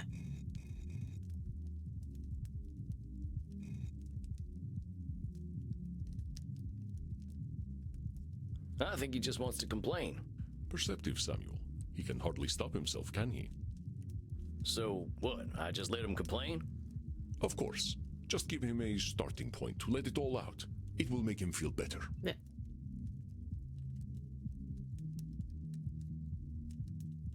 Ah, you read the... Okay, got it. You want him to read, like, he started complaining about you. Let him we gotta find the way for him to start complaining and talk about himself and the complaints of his life. Not just... Okay, I see. Well, if you say so. Don't worry, Samuel. You are doing wonderfully. I will release your time now. Well, are you just going to sit there? I was just gonna ask how your trip here was. My trip? My trip was bloody wonderful. Until my familiar got a flat tire and I had to fly 30 kilometers here as a bat. I hate being a bat and I hate flying. Do you know an owl tried to eat me? Oh, damn. Me, a creature that has lived for centuries, treated like common prey. I'm surprised he was even interested.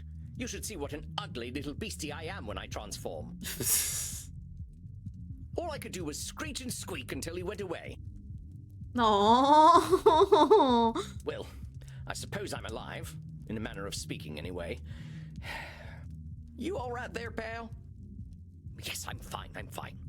Well, I'm not, of course. I wouldn't be here otherwise. But for the sake of conversational integrity, fine. I take it you've read my case file and know why I'm here? Yeah. Who died? Is an addiction. You're here for an addiction problem. Yes. Embarrassing, isn't it? Well, what's to be embarrassed about? I remember when Ulysses S. Grant was president. Didn't seem to bother him. Oh, well, of course. How wonderful it is that I share the mental failings of people who only live a single lifetime. Okay, buddy. Hey, come on now. There's a part of us that's still mortal. Can't help that, just like we can't help being dead. So I'm discovering. Look, I just need some tips and I'll be on my way. Just give me all the tricks. Whatever one does to make addictions go away. It's not that easy, my guy. Tips? Let me think. Suggest a hug. Milder addiction. What the fuck? Something. Oh, I know that there is a way. Called like substituting. Like, at least I know for cigarettes because my mother started doing that for a while and then fucking failed. But like, at least with cigarettes, it's the repetitive, the gesture. So instead of smoking a cigarette, you grab a lollipop. So like it's like a substitute, something you have to trick your mind.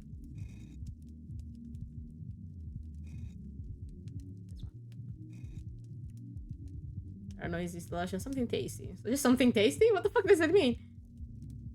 Ah, I like chewing on a piece of jerky. Chewing on a piece of jerky? Well, there's nothing wrong with your hearing. You know, there's blood traces in jerky. Just keeps you moving. I am not sure what would be thought of the somewhat respected Dr. Drain if he sat around chewing a piece of processed meat product.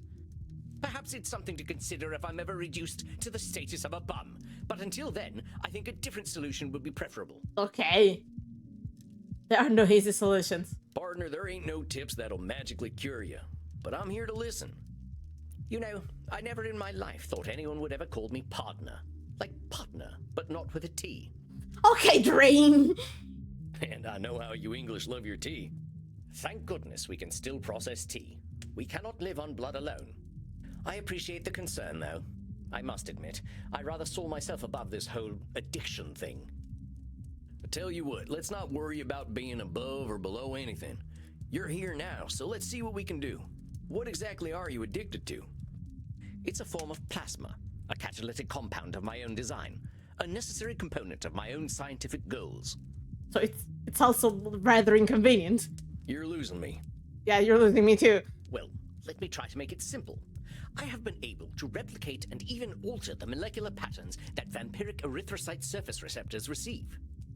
A little bit easier. Our unique physiology gives us an increased ligand affinity, which is how we are able to process blood the way that we do. Okay. I can extend this receptivity and thus achieve my true goal: synthetic blood. Freedom from the hunger that plagues us and hope for all humanity. Okay, you're addictive on an element of the synthetic blood. Okay, now you got me back. Well, dang, that sounds pretty impressive, Doc. Well, it doesn't work without a vampiric catalyst, and that is the plasma I am addicted to. Well, that sucks. Pathetic, isn't it? I have spent 400 years trying to steal the secret of blood, only to be engulfed by it, like Prometheus walking into a fireplace. Pathetic? Doc, where the heck would you get a word like that? You've come up with a synthetic blood. Man, I can barely get my spurs on some mornings. Maybe you've had a setback or two, but give yourself a little credit, compadre. Credit? For wasting 400 years? Practically speaking, I'm in the same place as I was back when King James was in power. Only now I have a drug problem. Yeah. Perhaps I must face facts. My professor was right. Nothing we ever do will make a damned bit of difference. Oh, don't you fucking dare. Samuel, listen to him. Do you recognize his patterns of thought? Oh, yeah. There's some distortions in there, ain't there? Yeah, but a lot of distortions. I knew you would sense them. I guess this. Invite him to talk more about this failure of his. I'll do my best. Now hold on just a minute there, cowpoke. I've heard you talk a lot about failure, but it sure sounds to me like you ain't thinking clearly if you think you're a failure. I am a realist, that's all. No, there is a difference. There is a fucking difference, my guy. Look at me. 400 years of study and still dabbling with leukocytes.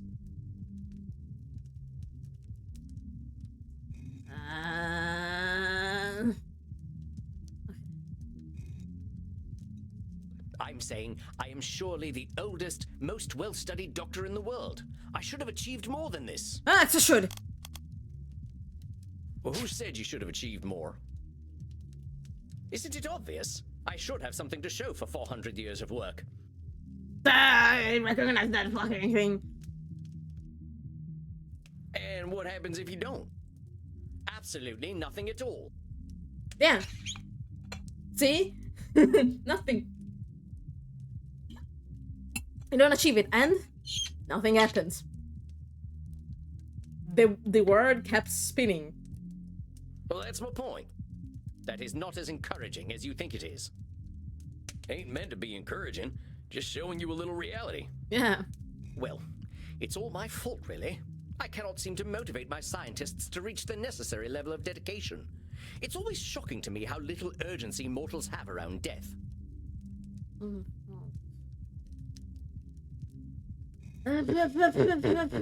don't know.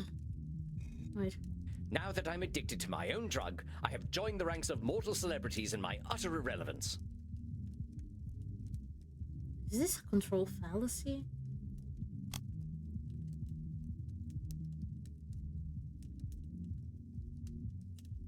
Maybe a control fallacy.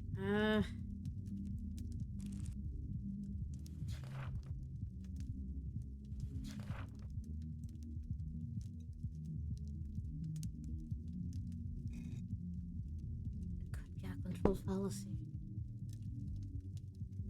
Come on, Sam, there's some distortions in that whole speech you missed. Oh, tarnation. Hey, cowpoke, you mind repeating all that stuff you just said? I most certainly do mind, but very well. Look at me. 400 years of study and still dabbling with leukocytes.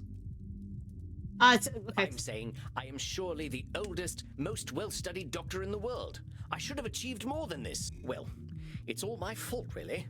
I cannot seem to motivate my scientists to reach the necessary level of dedication. It's always shocking to me how little urgency mortals have around death. Wait. I cannot seem to motivate my scientists. Okay, I think it's a control fallacy. Yeah, feeling responsibility. So it's all your fault that you haven't come up with the perfect synthetic blood. It can't be anyone else's fault. Only I have the skill, the knowledge, and the experience. Pardon me for saying so, Doc, but it sounds like what you're doing is pretty dang complicated. It sounds to me like you're some kind of god if you expect control over life itself.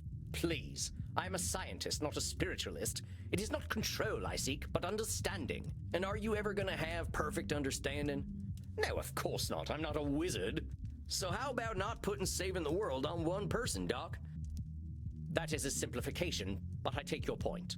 As I was saying, now that I'm addicted to my own drug, I have joined the ranks of mortal celebrities in my utter irrelevance. I think I missed something. Did you something? Could be labeling?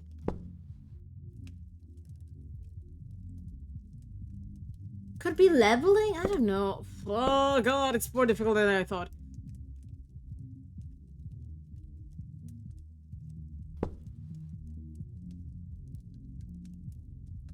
Could be disqualifying the positive. Man, it's more complicated than what I thought. Oh man. What is it? It's another shirt.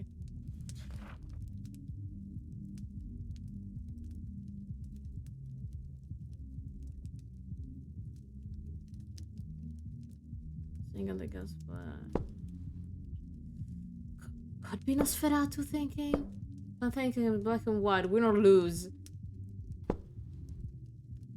It is a win or lose mentality, but I don't think this statement is a Nosferatu thinking.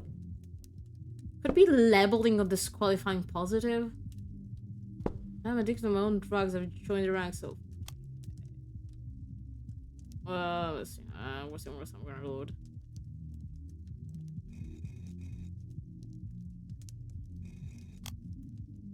Dr. Drain's view of the world is quite stark, isn't it? I do find the English... Nah, shush. Okay, it's not. My bad. Is it labeling then? Now, why would you go and label yourself irrelevant? Yeah. What else do you call the man who has nothing to show after 400 years? I reckon I'd call him by his given name. Slapping a label on yourself don't do nothing but weigh you down. Yep. Come on, Sam, there's some distortions in that whole speech you missed, you dang fool. Oh, tarnation, now I'm labeling. Hey, Cowpoke, you mind repeating all that stuff? I most certainly... Look at me. 400 years of study and still dabbling with leukocytes. I'm saying I am surely the oldest, most well-studied doctor in the world. I should have achieved more than this. Okay, we discovered this.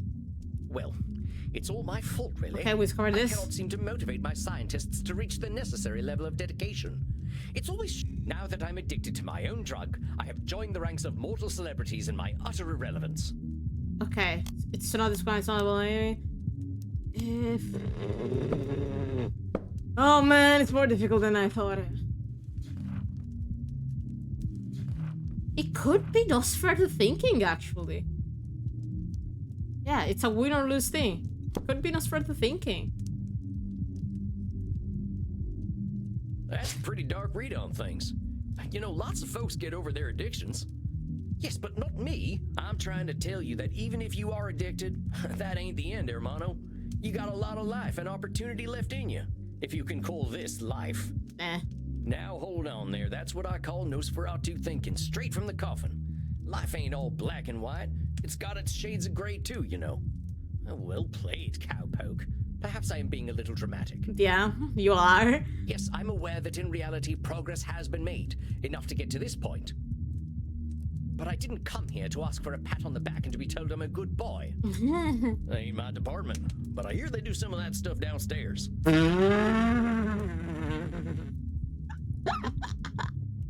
yes. I mean, yes. Yes, we all know very well that the Continentals are more sexually liberated than we are.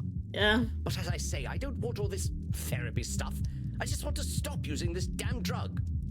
So what's so good about this stuff anyway? Why do you like it? Yeah. I'm not certain. I don't remember what happens after I take it, but I wake up feeling, how do I put this, alive. Well, that don't sound so bad. A good nap can make me feel like a new man. I'm not talking about feeling refreshed. I mean I feel alive. As if I'm someone else. Someone who lives. Damn.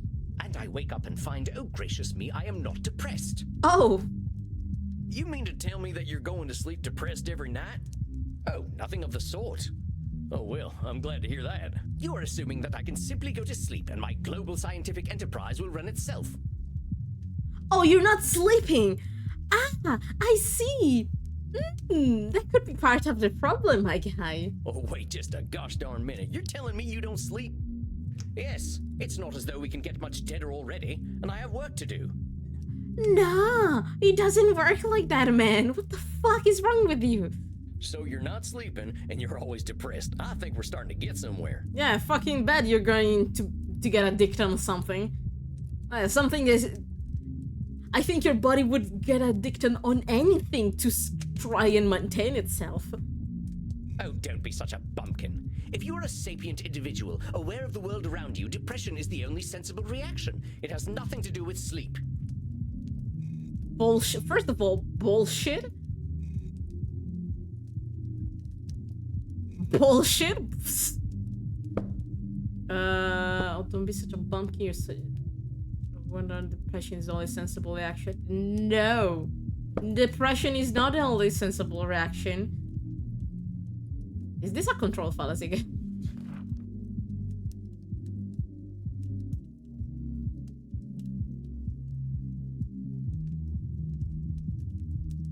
Is this labeling again?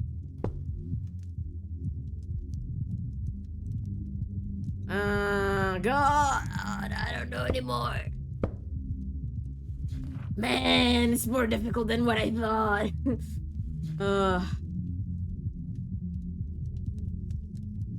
It's not Nosferatu. Could be control fallacy because of the feeling hopeless.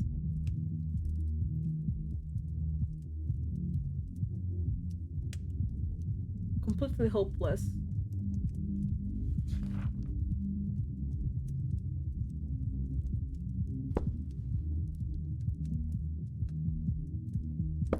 Could be short, I don't know.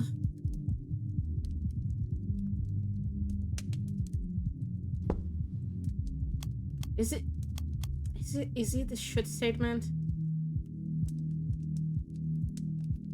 Could be a should statement. No. Depression is the only sensible reaction. Shush! I didn't make a mistake. Shush. It's a control fallacy. No. Depression is the only sensible reaction. He makes the goths downstairs seem almost joyous in their perspectives, doesn't he? Oh, don't be such a bumpkin. If you are a sapient individual, aware of the... Shush. Shush. Depression is the only thing. Could be. Is it labeling then? Ah, I'm clicking everything at this point. Is it Nosferatu? Is it Nosferatu thinking at it? Because he's thinking black and white. Is it Nosferatu thinking again? Come on now, it's a big world out there, and different things are depressing to different people. Ah, why do I overthink about this? It was a black and white thinking. Like, oh, fuck me, okay. Everyone reacts to things differently. Ain't it true that a sensible person, as you call him, might even be a different degree of depressed? Very well, I suppose I might have been using a bit of mild hyperbole. Mm-hmm.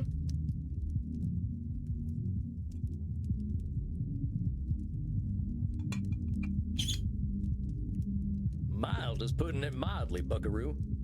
Buckaroo? Now I'm even more depressed. Oh, drama queen. Regardless, I didn't come here to be a whiner. Oh, boo-hoo, life is hard. Yes, we all know it's hard.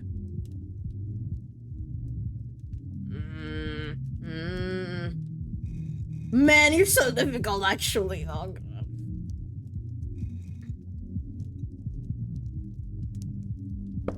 Man! Okay, wait.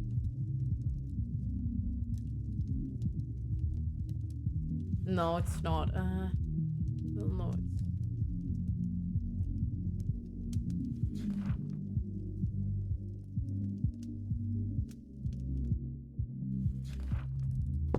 Is it disqualified?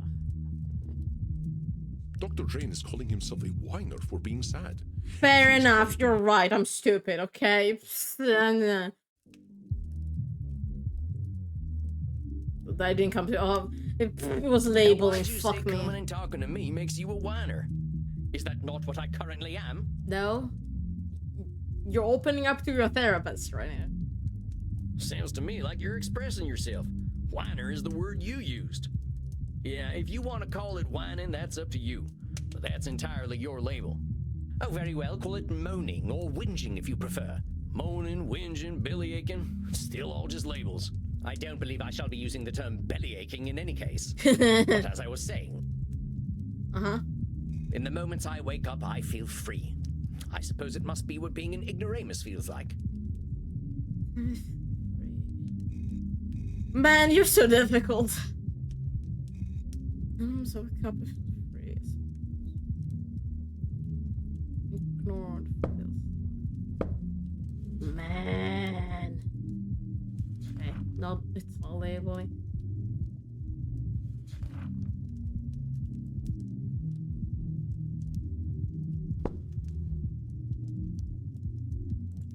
I actually have no fucking idea what this could be. It wears off rather quickly, but I must admit that I've been chasing that feeling of false contentment. Partner, I gotta cut in here. You're saying a lot of things that just ain't true. Oh, don't be such a bumpkin. If you were a saint, regardless, I didn't come here to be. In the moments I wake up, I feel free. I suppose it must be what being an ignoramus feels like. It's a control fallacy? Mayhaps? Is it a control fallacy? No. So, for once in his life, he experiences a positive feeling and he immediately invalidates Ah, it. you're right. In the moments I Sorry. wake up, I feel free. I suppose it must be what being an ignoramus. You're right. My bad. It's disqualifying. Okay, So fair. you're telling me you feel good when you wake up, and then you call yourself an ignoramus. Before you even get a chance to reflect on feeling good, you're insulting yourself. That's what I like to call disqualifying the positive. I'm simply stating facts. Stating facts shouldn't impede an argument. It's not stating facts. What good is that fact doing anyone? It's about as useful as an empty holster. Lest I somehow forget that you are a cowboy. Yeah. About this drug, though. Oh, very well. I suppose I might be discounting my experience. Yeah. I don't know how to say this, amigo. You really don't like letting yourself be happy. Honestly, I'm failing to see the problem with taking this stuff. Seems like it's making you get the rest you need and it makes you feel good. What's the problem? First of all, I do not need to rest. And partaking of this plasma does have downsides. Such as? What kind of downsides? I do not know what happens when I partake of the substance. However, when I wake up, I feel refreshed. But I also smell of blood and sex. Okay. Once I even woke up wearing a football jersey. It was most distasteful. So you black out? I guess you must be having some kind of good time. That is not my idea of a good time. I'm Dr. Drain. I am intelligent and worldly, not some ill-bred monster. I don't go gallivanting into godforsaken places to engage in depraved coitus and the consumption of dirty blood. It sounds to me like you're real good at denying yourself things. Well, I should be better at it. You know, Doc, a wise old vampire recently told me something I'm about to tell you. You keep talking about the things you should be doing. You, compadre, are shoulding all over yourself. Oh, well, that is vivid, isn't it? I can now add incontinence to my already considerable list of faults. Not what I... I'm being serious. I'm listening to you tell me I should be doing this, and I shouldn't be doing that. But who gave you all them shoulds and shouldn'ts? I don't know. It shouldn't matter, should it? I've been dead for over 400 years. It's the oldest stuff that sticks with us, amigo. We all got traumas. Yeah. Heck, we're dead, man. That's traumatic no matter what. What we gotta start with is you. Yeah. You've been through a lot. Don't rope yourself up so tight. Listen, we're doing good work already, I know it. Now, let's not push too hard. I would really like you to think about where all them shoulds are coming from before we meet again. And be good to yourself, all right, partner? Don't feel like you gotta go cold turkey on that plasma stuff. Yes, well, all the same, I'd rather not do it at all. Fair enough, but... Is that actually gonna happen, though? It might. Sure it's gonna happen. You're dipping into it tonight, aren't you? Yeah. I was thinking about it. Fucking knew it. I swear to God. All right, partner. Just give yourself a little compassion. That's all I'm asking. I'll admit, you've given me some things to think about. Not pleasant ones, mind. Yeah. You can handle it, partner. You're way smarter than I am. Yeah. Yes, well, that is certainly true. Whatever. I shall do some reflecting, inasmuch as our kind can reflect. I shall see you in precisely 4 weeks, then. Farewell, Sam. See you in 4 weeks? Until next session? I gotta say, I appreciate that we didn't solve everything magically in one session. It really shows that they consulted an actual specialist on this. Because we didn't solve every magical problem in one session. It was like, no, I gave you a base. Work on that and see you in a couple of weeks, man. Masterfully done, Samuel. I knew you would do well, but that doesn't... Plus mean victory, any had a less- close client session. This is because I reloaded like a motherfucker. Well, that was a hell of a rush. That fella's holding on tighter than a holster to a gunslinger's hip. It felt real good to help him look at himself a little more kindly. Good, Samuel. Treasure this feeling. Yeah. But also rest. Go downstairs, get something to drink, relax in your coffin. Okay. Next week you shall see a new client. I think they will be an interesting challenge for you. Oh man. I bid you good evening, Samuel. Rest in peace. You too, Andy. Well, I guess it's time I got me some grub. Are going down? Yep, we're down. Well, that's it, I guess. My first client. Can't believe I'm doing this therapy stuff already. I sure could use a drink. I'll check in with Crimson. Hi, Well, Crimson. if it isn't Yosemite Sam. How you doing tonight, partner? I change name every day for you. Better already, hearing from someone from the States who knows the lingo. I'm not from any states, cowpoke. District of Columbia girl here. I figured you must have been coastal. You sound a little more, polished than I do. You should hear my German. Oh. Maybe some other time. My brain's full tonight. I had my first therapy session with a real client. Oh, yeah? How do you think it went? I hope what? We did a good job. I reckon it was a bullseye on my end. You should have seen me. Labeling, blam, disqualifying the positive, kapow. I'm glad to hear it. Someone has got to sort these vamps out. They know how to hold on to their problems. I had a hopeful time, but we were just gonna pretend that we had a great time. You ain't kidding. Living or dead, once people hit 70, they get pretty dang set in their ways. Yeah. You know Andy still uses a typewriter? I can't get that gorgeous man to see the light. Damn. Keep it up, cowboy. You're a breath of fresh air for these ancient ones. Anyone ever tell you you're wise beyond your years, Crimson? You must have had some life. Afraid I'm exactly as wise as my years. How old do you think I am, cowboy? 30? Don't fall for the trap.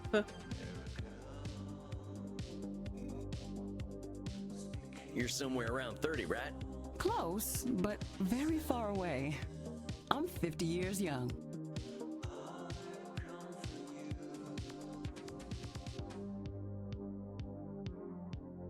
Damn, girl. 50? I died around that age and I looked like shit. But you ain't a vampire. Like I told you, I'm Andy's blood partner. He shares his blood with me too, just not enough to turn me into one of you. I see. Damn, you keep it a while, girl. I've been 30 for a good while now. Damn. But you ain't joining our team? Sounds like a story. Not for tonight, buckaroo.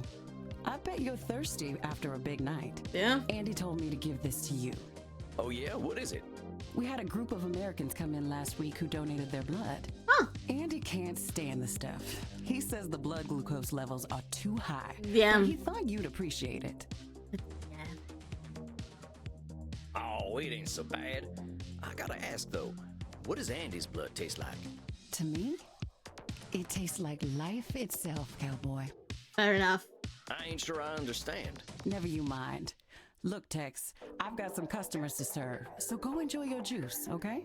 Thank you, Crimson. Of course. I'm keen to get some rest anyway. You have yourself a fine night, Crimson.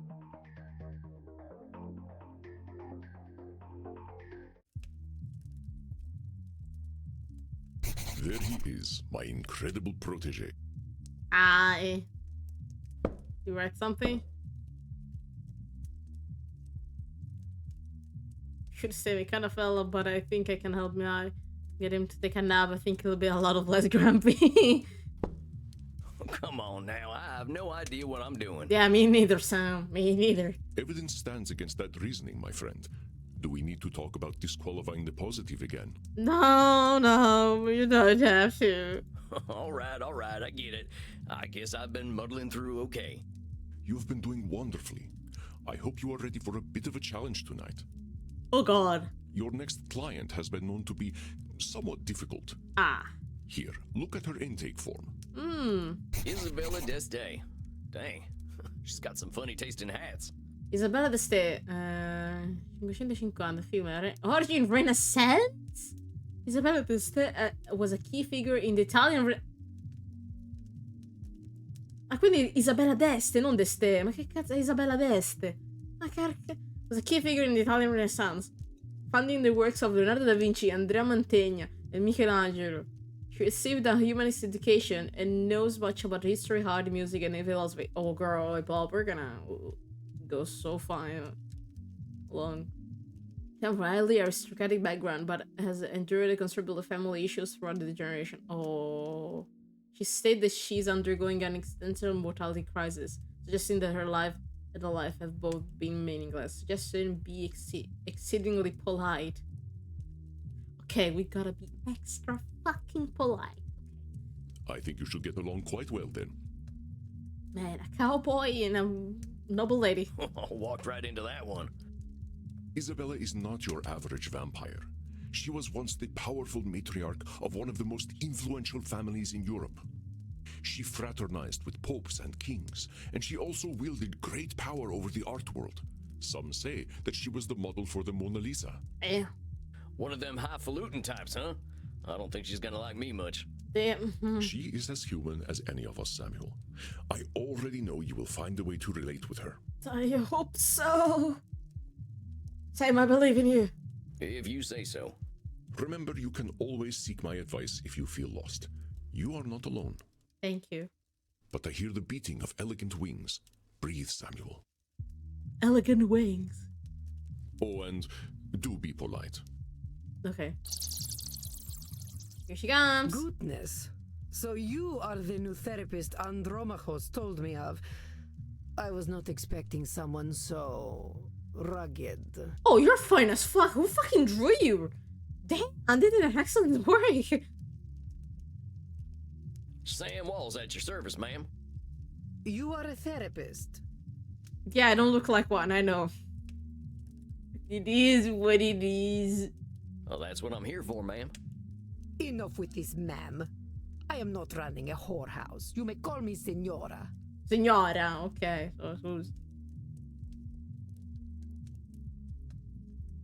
Scusa. Come cazzo la pronuncia, signora? Sinora. No. Signora. Maybe this one? Sinora. Mi sparo un po'. Come cazzo la pronunci? Signora. Like, this is the closest one. All right, Signora. Closest one. You have seen my what? Have you been peeking under my skirts, young man? Huh? What are you talking about, lady? Signora. Say it. Yeah, she's Italian. No. You know what? Yeah, did an excellent job. Yeah, she's Italian. I have nothing else to say. I would do the same. Signora. Signora. This feels when I was teaching Italian to the sheriff. This feels exactly the same. Signora? Porca miseria, this is not going to be easy, is it? Don't expect it, porca miseria.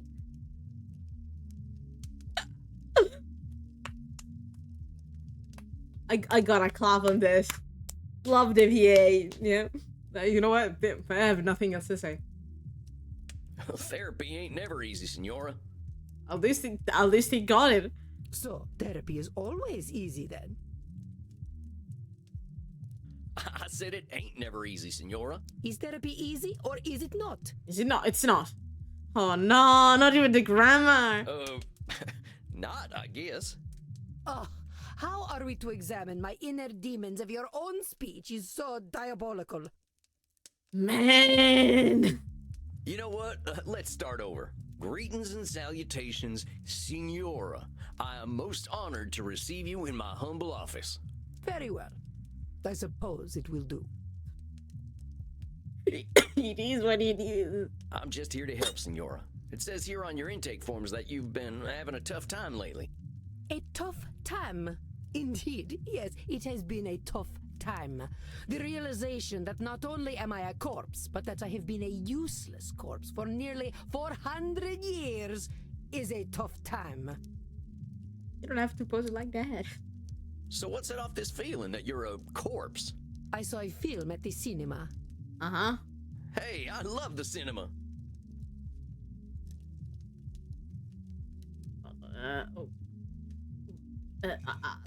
I don't know anymore. Actors? Maybe? I think it's Hollywood Glamour. Hot dang, them actors can really light up the screen sometimes. I'll admit, I'm pretty into the celebrity gossip scene. Who's hooking up with who? Who's making waves? I can't get enough of it. No, okay, no. A foolish obsession. One must appreciate No, art, no. not the artist. No, never mind, never mind. I thought you would say something else. My bad, over movies. Well, not many of our kind are movie buffs. What are some of your favorite films? I would hesitate to say favorite, but there are some films that are more acceptable than others. For instance, Beneath the Velvet Dusk or In Search of Sadness are engaging explorations of the mortal condition. Yeah. You go for deep stuff. Oh, I ain't heard of them. You ever seen The Three Stooges? Utter vulgarity. I do not waste my time with such nonsense. Never mind. Alas, these Stooges 3 would be preferable to the abomination I saw at the cinema that made me realize just how dead I am. Which was? It was a most terrible film, one that shook me to my core.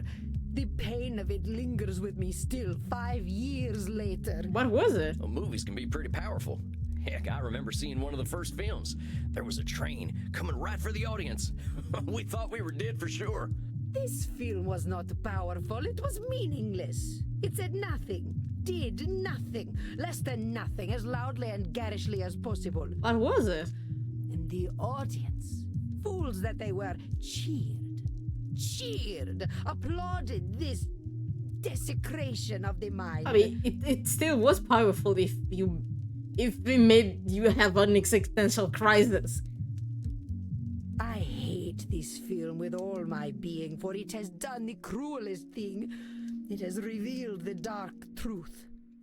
This life that I cling to has no purpose. What the fuck was the film? Dang, what the heck was this movie? Space Wars. Rise of the Spacewalker. Star Wars. Andate a vedere Star Wars. E le ha fatto schifo, le ha fatto venire una crisi di identità. Io non ho parole. Sai cosa? Va bene lo stesso. Wait a minute. Space Wars, the big science fiction franchise? Yes, I believe it is important to understand modern media diets. But that's the movie that gave you your personal crisis? How did it work? Mind your tone. Do not think me a fool. I know it was not high art. But the money it made, it would make even the Pope blush. This stinking trash. This is what the people want. You see, I understand now. My attempts to infuse art with meaning were pointless. All that I am, all that I ever was, is dead. Is this a control fallacy? Wait, no. Wait a second. Wait. All that I am, all that will ever be is dead.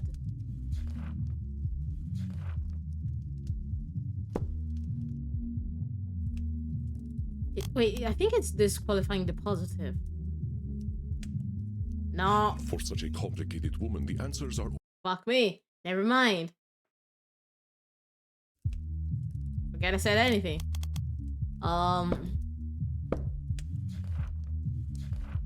It's not disqualifying. It's not should.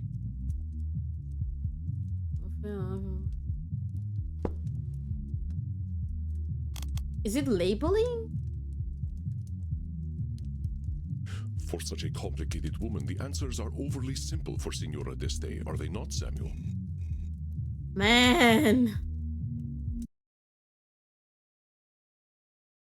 I guess it's not labeling because she is there. I'm stupid. Never mind.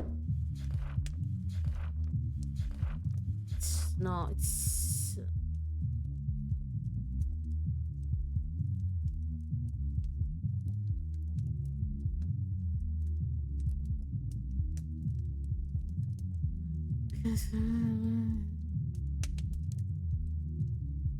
Okay, sometimes things in black and white and wordless from a showdown can feel like got two options. We need... Could be a control fallacy.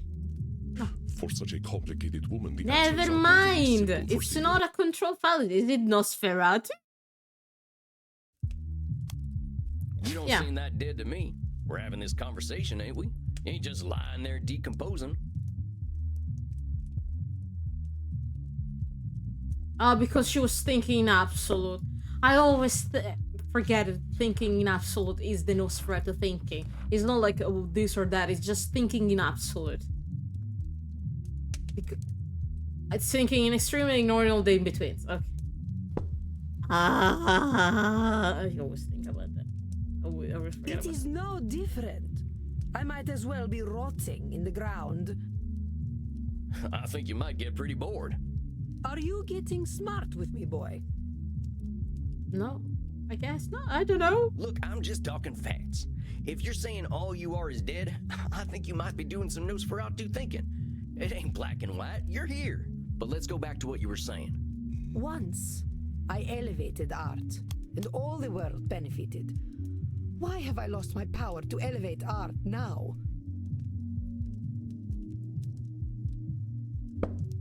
Oh man, oh man, oh man, therapy is difficult.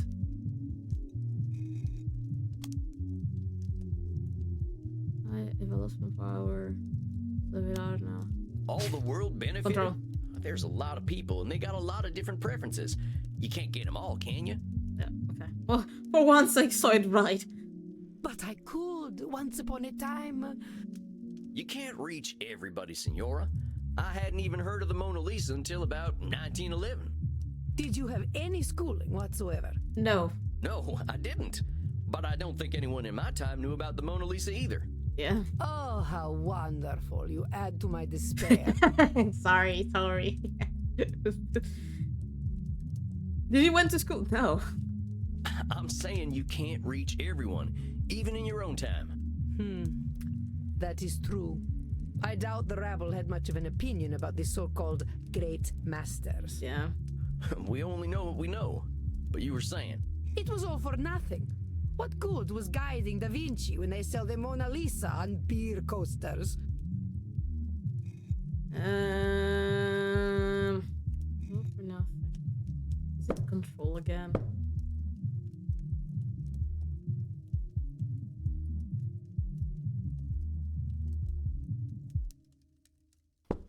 All for nothing.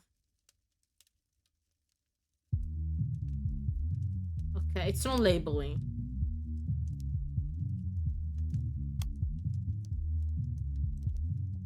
Man, okay.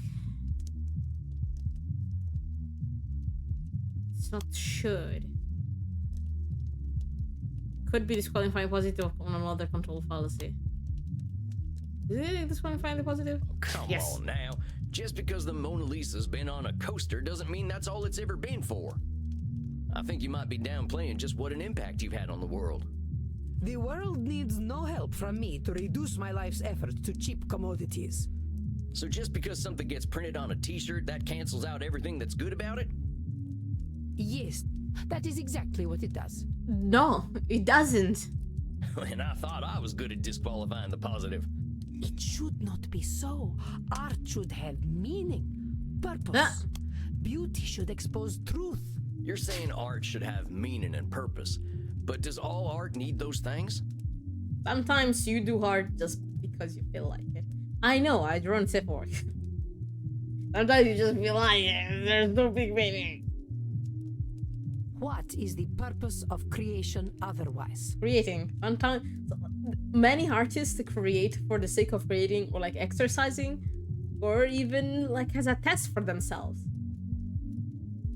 Or just because they enjoy the process of doing it. How about if I just like doodling? Ain't that a good enough reason to draw? It is a pointless reason. Well, maybe I want to do something pointless. All I'm saying is that I don't have the same shoulds you do. Perhaps you should. Okay, Isabella. Okay, Isabella. But I don't. I'm gonna do what I'm gonna do. Which is speak like a peasant. I am a peasant. Heck, that's what I am, Senora. Ain't nothing gonna change that reality. Let's get back to what you were saying. But it seems I am just a dead woman. A walking corpse who is not worth listening to. I should walk into the sun. Chill out a bit, girl. Now, why have you gotta go and call yourself names? They are not names, they are my reality. I am a dead woman, and I am a corpse, am I not? Yeah, but you're reducing everything you ever that you are and ever was to being dead. Is that all you are? This is how I am defined by the world. What word? Seems to me you're the one using them names. Hell, I think I'd be a little afraid of calling you a corpse. As you should be. Allow me to continue. You know, you make me sound rather mad. Like an old woman, railing at the world, screaming into the void, all to no purpose. Look, Senora, all I'm trying to do is show you where you're a little rigid in your thinking is all. You're expecting a lot from the world and a lot from yourself. It ain't no surprise that you're gonna be disappointed over and over again. I suppose that is some insight. Indeed, I have been in a state of disappointment from the moment I was 16. Oh, damn. That's a long time. Ma'am. What happened when you were 16? I got married. Well, yeah, I guess that explains. Let me have a drink on that.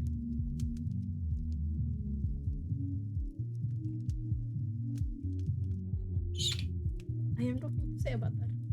I think I get it. Yeah.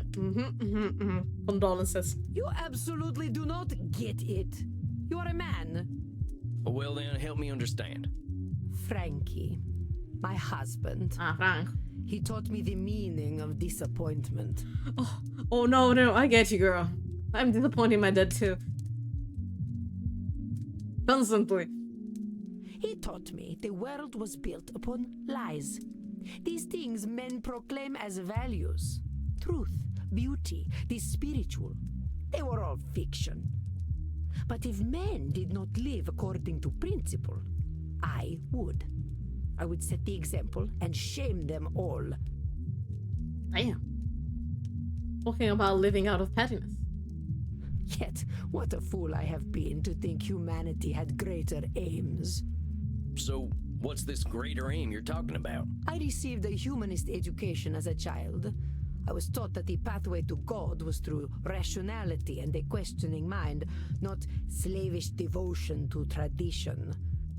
This world is not Eden, but it could be. Or so I thought. So you're talking about a literal pathway to God? No, fool. A pathway to godliness. To live according to our natures. Our true natures. And the true natures are... being Italian? Being nudists, being vampires, I don't fucking know.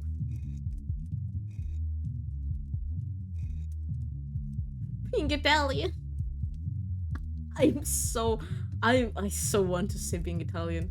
Vampires? You mean being vampires? Come now, boy. Nothing could be further from natural. All this foolish hissing and copulation and blood drinking does not bring us closer to God. But it does give us more time to find the path. Well, talk to me about this pathway to God. How do you reckon we find this path?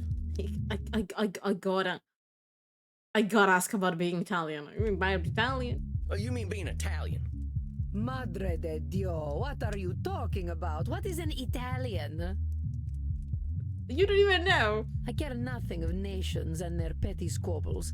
Like mortals, they die and are forgotten. Fair enough. You are Italian, girl, though. Oh, sorry. I just figured on account of the accent and all. What accent? Never mind. Well, talk to me about this pathway to God. How do you reckon we find this path? I reckon nothing. I've always known that we can find our way back to God by fulfilling our human potential to be the greatest souls possible. Oh god, I don't even know where to start in this. Oh man, I reckon nothing. I've always known that we can find a way back to the fucking human potential. Is it? You Yeah, really think control. we've got that much control, Senora? Yeah, control fallacy. Oh, I'm getting the hang of it. Okay. All we got to do is be perfect, and then we've got our pathway to the Almighty? Yes, it seems quite clear to me. How do you define being perfect? Senora, if that's how it is, it ain't no wonder you ain't forgiving yourself or anyone for the slightest mistakes. I would ask myself if anyone really has that much control. But keep talking. I have always known we must master ourselves and our baser instincts. Virtue must triumph over vice. Oh man, I don't fucking know where to start on this. Man. I've always known we must master ourselves and our baser instincts.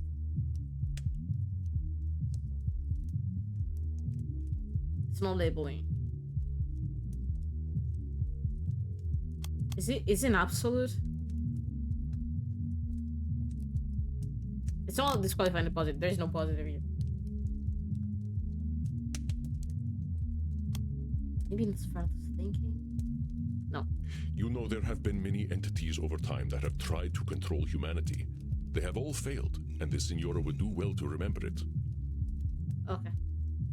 My bad. It's another call. She's having a control fallacy trip right now. You've been around a while, Senora. In all that time, when have we mastered ourselves and our baser instincts? Yeah, she's having a control fallacy spiral right now. I was thinking maybe it's not the same. It was the same. Not a single day. Men especially have no bottom to their depravity. Yeah. All right, fair enough.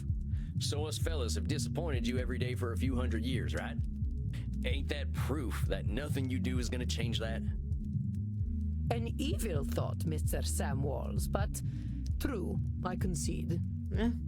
We're in agreement then. It's a little bit of a control fallacy to think that's gonna change because of you. Let's keep going.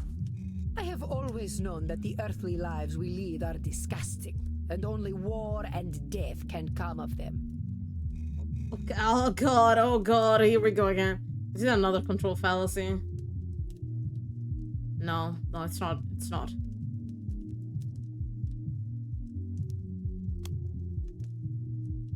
Hold up just a sec Okay, there, and it's further cowpoke. thinking. You really think all we can do is sow death and destruction? I do not poke cows. Do I look like a farmer? Come on, Senora. You've been alive to see what? 15, 20 billion people live and die? You really saying death and destruction is all each and every one of them ever amounted to? Well, perhaps not individually, but as an immortal, I look at the greater arc of history. Then you shouldn't count you in. What? Well, most of us ain't looking to contribute to the greater arc of history, but that don't mean life's pointless. That's some Nosferatu thinking, I'll tell you what. But let's continue. I have always known the people have become fat and lazy, and living within the Garden of Eden is impossible in such a state. Oh man, we're going to, yeah, hear the religious trauma. Oh man, oh god, oh man, oh god. Okay. Finally.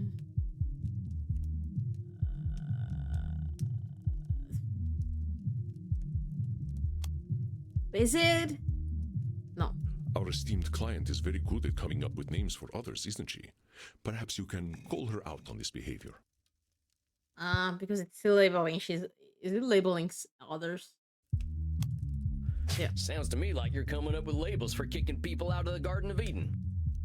Is that all we amount to? Fat and lazy? Look around your own country, boy. Look at me. See my disgusting rolls and saggy features. Where, girly pop? I'm on the country. Would you let me into the Garden of Eden? You're a very beautiful woman. What do you mean? Well, sure, why the heck not? I am glad you are not the gatekeeper then. Damn. You rather have a gatekeeper who wouldn't let you in? Listen, Senora, you gotta go easy on yourself with them labels. Well, let's keep talking, though. I have always known we should act with dignity if we would take our place at God's side once more. I think it's a true statement, but I'm saving at every fucking thing. I think this here's the meat of it, Senora. The filet mignon. I don't think that's how you pronounce filet mignon, but okay. I fear your French is even worse than your Italian. Yep. Here's the thing, Senora. Who came up with all them shoulds that'll take you to God? Why, the greatest thinkers of history that I studied in my youth. Plato, Aristotle, Cicero, Aquinas. Until now, you kept saying everybody fucking sucks, and that you shouldn't listen to them because they're all horribles, and now you're elevating them? Really, Bob, what? Sounds like a bunch of dead guys to me. They really had it all figured out way back when, huh? Well, of course not. How foolish do you think me? Not at all, Senora. Just questioning where all them shoulds are coming from. But let's keep going. So you think you are so very clever, do you, boy? That by pointing out my distortions, you have won? Oh, fuck, she knows what I'm doing. That is where you are truly the fool. I already know how wrong I have been, that I have been chasing an impossible fiction all my life. And what? Indeed, I now believe that even if we did follow the pathway to God, once we reach the end, we would discover that he, too, was a work of fiction. Oh, damn. When I say God, I mean goodness, propriety, intelligence. God himself is a lie. Oh, damn.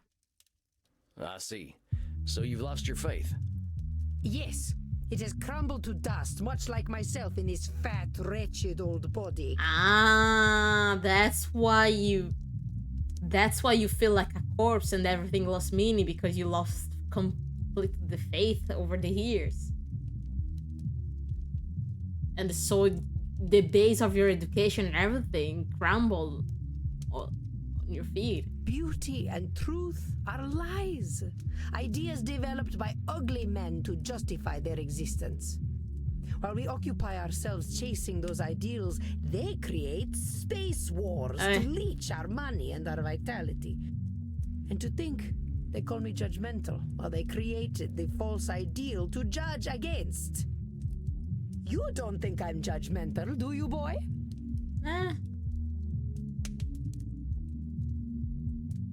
I never seen anybody judge more than you. I don't fucking know anymore, girl.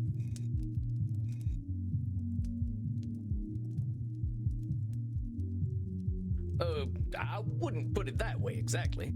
Besides, I ain't gonna call you names. In fact, that's where I think I want to challenge you.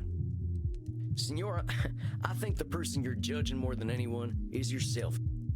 I know you got raised with all them high ideals, so of course you're getting disappointed when nobody can reach them. Yeah. That's some heavy pressure, not just on them, but on yourself. I'd ask yourself what all that pressure's doing for you. Is it bringing you any satisfaction?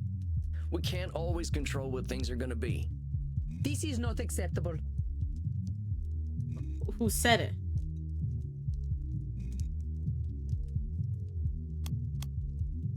Hold on, I know this one. What the heck she mean it's unacceptable to not be in control all the time? Oh man, I don't know. It's another control file. I got some bad news for you, Senora. None of us really has the power to change the world on our own. Not even a clever lady like yourself. I suggest we start working on ways of helping you find a way to accept the world for what it is. But the world is base and unworthy. Then you've gotta find another perspective. Remember that term I told you about? Nosferatu thinking? You're gonna strip all the color out of the world if you keep doing that. The world's a lot more than just base and unworthy. Nosferatu thinking. I am not used to having my own thoughts thrown back at me. Welcome to my therapy style. I challenge you to a duel. Well, that's why you're here, ain't it? I ain't gonna help you change the world, Senora. All I can do is help you find some other perspectives. Yeah. I suppose there is a certain simpleton's wisdom in the way you speak. Thank you. Do the best. Thanks, I guess. Let's accept the compliment. Very well, boy. I will consider what you have said. We will meet again in exactly 4 weeks. Every Do we appointment have an is in 4 understanding? weeks. Damn. Okay. Yes, indeedy, Senora. Ugh. Please learn to speak properly by then. I wouldn't count on that, Isabella. I wouldn't count on that. And Well she's done, Samuel. I believe you handled Senora Deste quite well. You kidding? That lady straight up hates my guts. The two clients you had both fucking hated you, my guy. Samuel, if Isabella Deste hated your guts, she would not be shy about telling you so. Yeah. That I believe. Older we get, the harder it is to gain a different perspective. Have patience.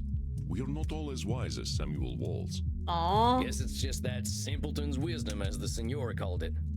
Do not adopt her labels, Samuel. I will not stand for it. Man, Andy, the man you are. I know she was a challenge, but you rose to it as I knew you would. I think you deserve a night of hard drinking. What do you say? Yay! You don't need to tell me twice. All right, Andy. I'll see you later then. Indeed, Samuel. Enjoy yourself. Excellent work tonight. Yay! Rest in peace. Well, rest in peace. Are we going to the bar? Yep. Dang, I think that's enough abuse for one night. I could use a drink and a quiet night.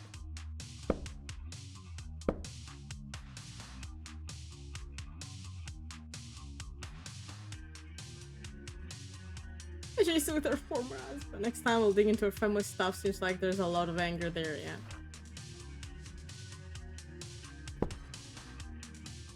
Hey, cowboy. Why the long face? Man, it was difficult. I used to say the same thing to my princess. Your daughter. My horse, actually. She never really understood the joke, but I still like telling it to her. Your daughter, my horse. Yeah. You didn't answer my question, Gunslinger. What's got you down? Oh, I just finished up with my second client. She gave me a tongue lashing to remember her by. You ever talk to someone who's so educated and refined that they make you feel like a space alien? Only everyone I ever met in law school. You went to law At school? least until I learned to speak their language.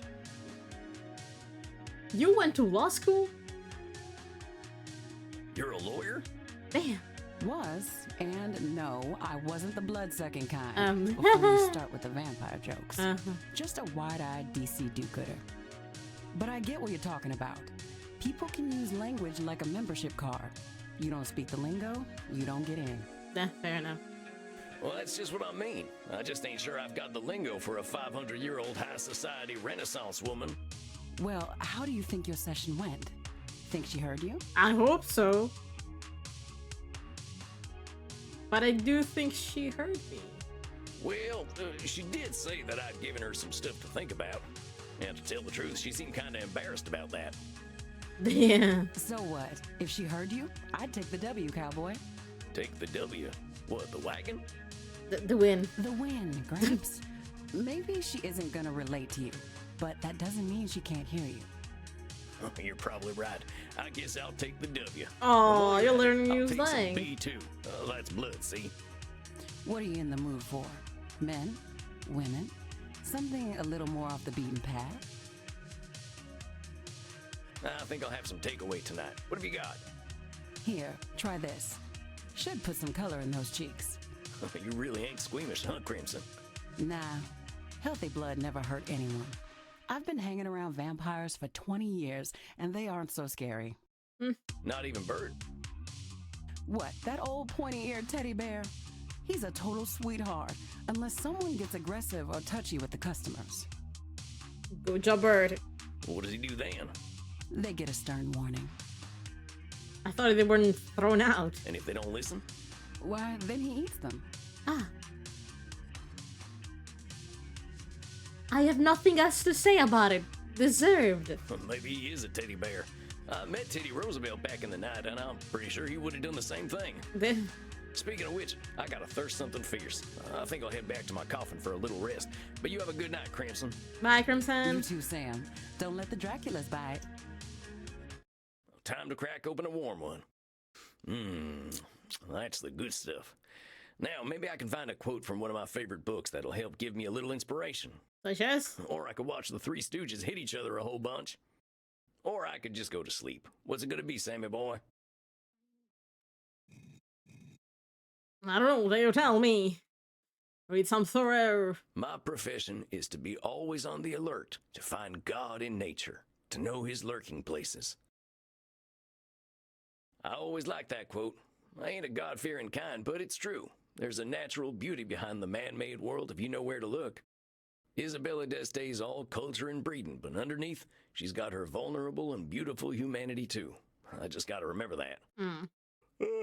All right, that's enough for one night. Time for some rest. I hope my next client will be a little easier. I didn't think so. I don't think so. What is going to be? Samuel, good evening. I am glad to see you looking so fresh and well slept. I think we're gonna see the next client and then we're gonna end stream. I think it's for the best because it's getting pretty late. At least we're gonna see them. The dossier. Uh-oh, something tells me I'm in for it tonight. Like every night. The truth is seldom unseen by you, my friend. Tonight, you face perhaps one of the most difficult challenges a therapist can face. The fact that you may not be able to help everyone. What do you mean? In truth, I have failed to help clients with this particular disposition many times. What are you going to bring me to? Hey, I'm new at this. You're nigh on 3,000 years old. If you can't help them, how can I? It is not guaranteed that we can help every client. To think we are powerless to help any is a cognitive distortion itself. I believe you know it. It's control. It's control fallacy. Yeah, all right, control fallacy, I know. I can help some folk.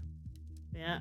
Also, if they don't want to actually put the effort to change and work on stuff, there is not much you can do. That's right. Here, take a look at this case file. Man. Theater feller, huh? I've known a few of them in my time.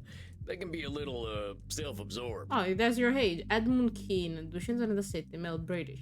Edmund Kean was a highly influential Shakespearean stage actor. With the Georgian period, he is credited with more personal interpretation of characters as opposed to pantomime performances. He lived a tumultuous life on stage, dealing with alcoholism, sex scandals, and entitled behavior. Oh, lovely client. He wishes to return to the stage but expressed great anger at critics who might review him purely. He demands respect as the greatest actor the world has ever seen. He's on his horses. Okay, someone has anger issues. Okay.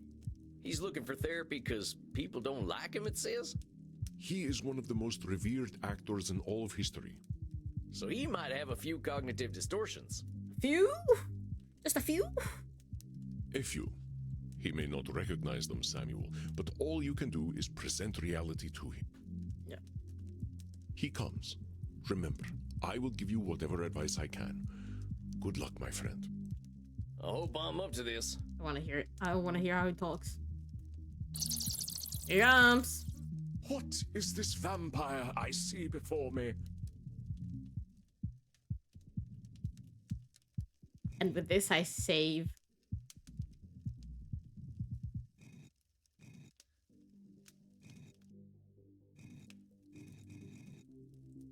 And we can end here. Oh man, oh boy. So, I think it's all for tonight. We had a great time. I love this game. I love this game a lot. It's a lot funny and it makes you think a lot about stuff. Very enjoyable. So, we're gonna continue next week. Yes. Tomorrow we have Luna 4 of Genshin. So, as always, I have a Discord if you want to join. If you think my drawings, I have an Instagram, a Twitter, and a Blue Sky too. Hope you had a nice time. And good night, everybody. Bye-bye. Bye.